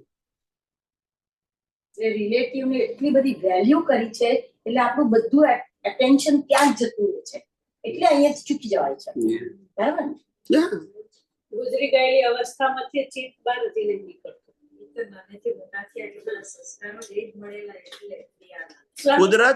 કુદરત ચોખ્ખું કે છે કે જે સમય પતી ગયો એને સ્થૂળ ભાષામાં કહું. દાખલા તરીકે આજે 1 જુલાઈ 2026 છે ને 13 જૂન 2026 પતી ગયું. એ પહેલાનો સમય પણ પતી ગયો. એ પહેલાના સમય માટે આપણે બધા એક્સપાયર્ડ થઈ ગયા. Right or wrong? એમાંનો એક પણ દિવસ પાછો આવવાનો નથી. અચ્છા, એ આપણે એક્સપાયર થઈ ગયા. કુદરતે આપણા કર્મના હિસાબો પણ પૂરા કરી નાખ્યા. એ ટાઈમના શ્વાસ પણ પૂરા કરી નાખ્યા. સંજોગ અને શક્તિ પણ પૂરી એ ટાઈમની કરી નાખી. બરાબર છે? અને કુદરતે એના ચોપડામાંથી પણ એ હિસાબ શું કર્યા? કાઢી નાખ્યા. પણ માણસ મગજમાંથી કાઢતો નથી. એ કુદરતી હોશિયાર છે. દુનિયાભરનું હાથે લઈને ફરે છે. હવે શું કરો પછી? હવે દુબલે કાજી સારે ગાવ કી ફિકર. શું કરીએ? જે કુદરતી શક્તિ સંજોગો કાઢી નાખે કે પતિ ગયું તારે નહીં આવે તો કે હું મગજમાંથી કાઢતો નથી કે હવે એને શું કરીએ? હવે પછી કે મારે કેટલું ટેન્શન હોય છે. પણ હોય જ ને, ગયા પછી વિચાર કરે તો પછી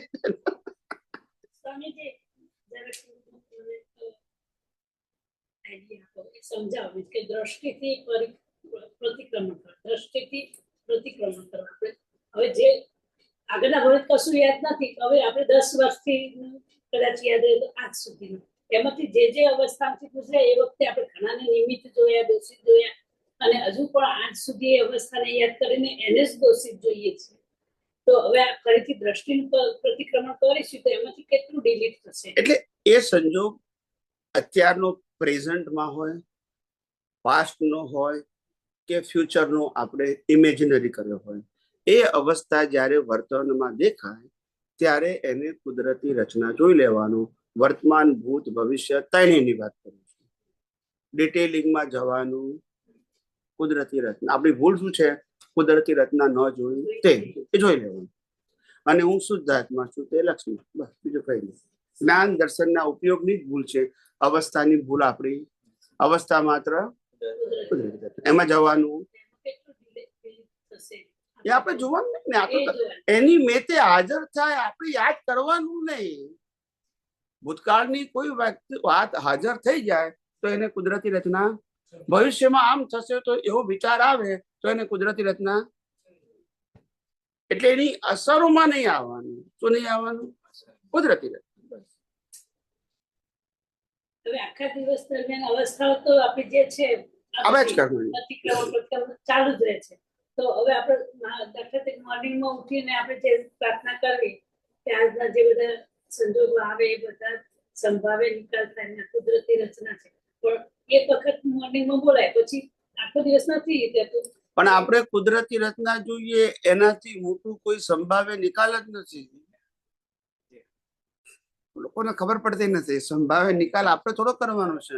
નિકાલ થઈ રહ્યો છે એમાં સમભાવ રહેવો જોઈએ. નો રાગ, નો દ્વેષ, એનું નામ સંભાવ્ય નિકાલ. સંભાવ્ય નિકાલ is a not subject of action, is a subject of reason. લોકો ક્રિયામાં લઈ ગયા એટલે પછી અઘરું થઈ ગયું. પણ એ રહેતો નહીં. આપણને આટલું નોલેજ છે ને. ના રહે એનો વાંધો નથી, પણ પ્રેક્ટિસ જ કરવાની.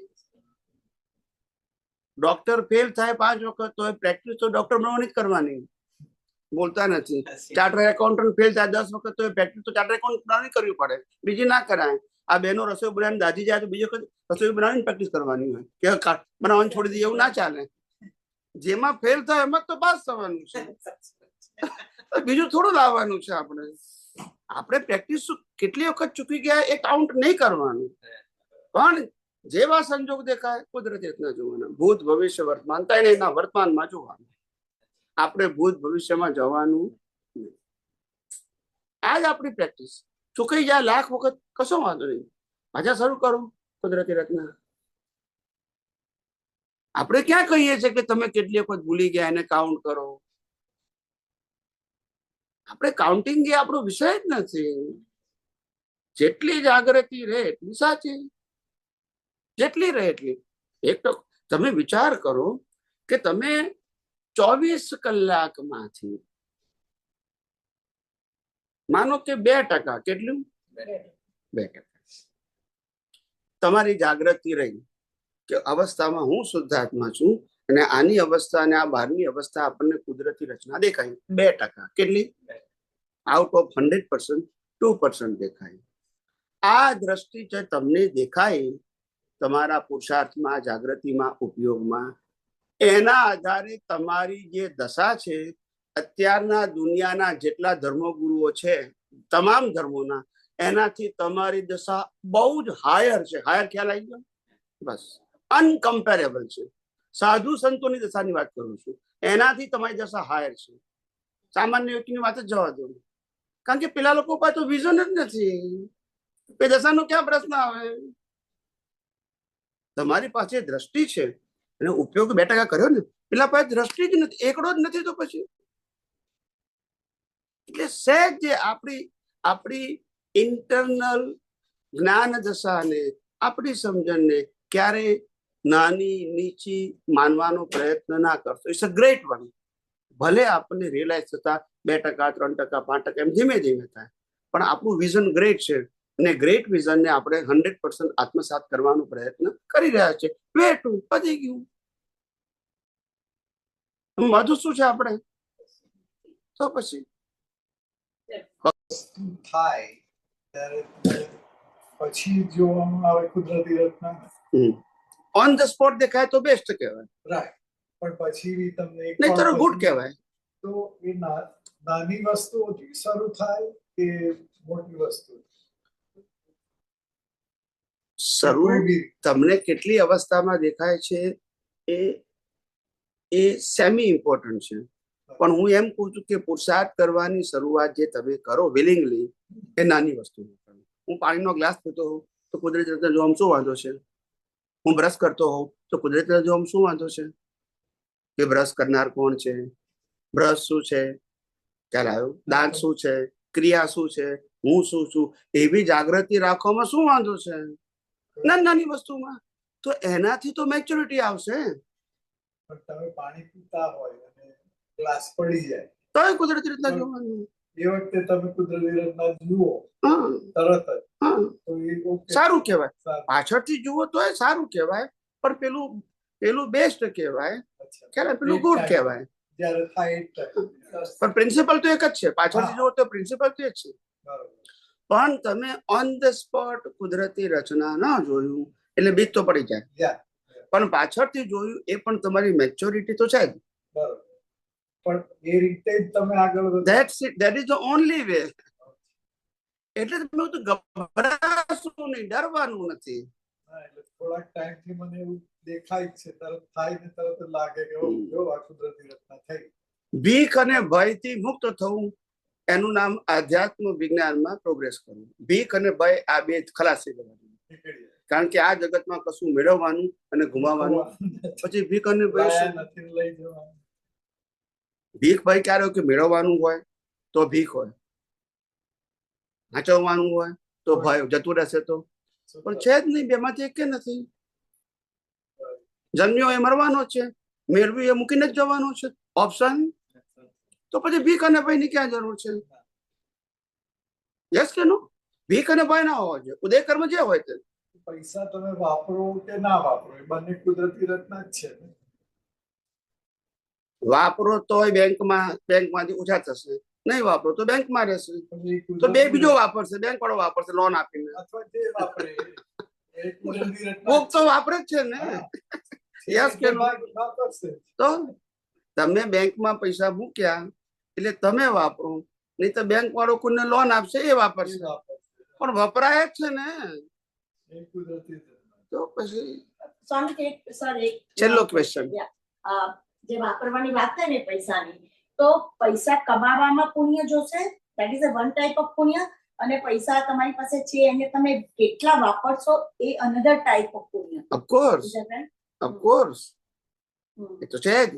તો તો તમે વાપરી શકશો. નહીં તો ના વાપરી કમાવું શકાય. is a different thing and વાપરવું is a different thing.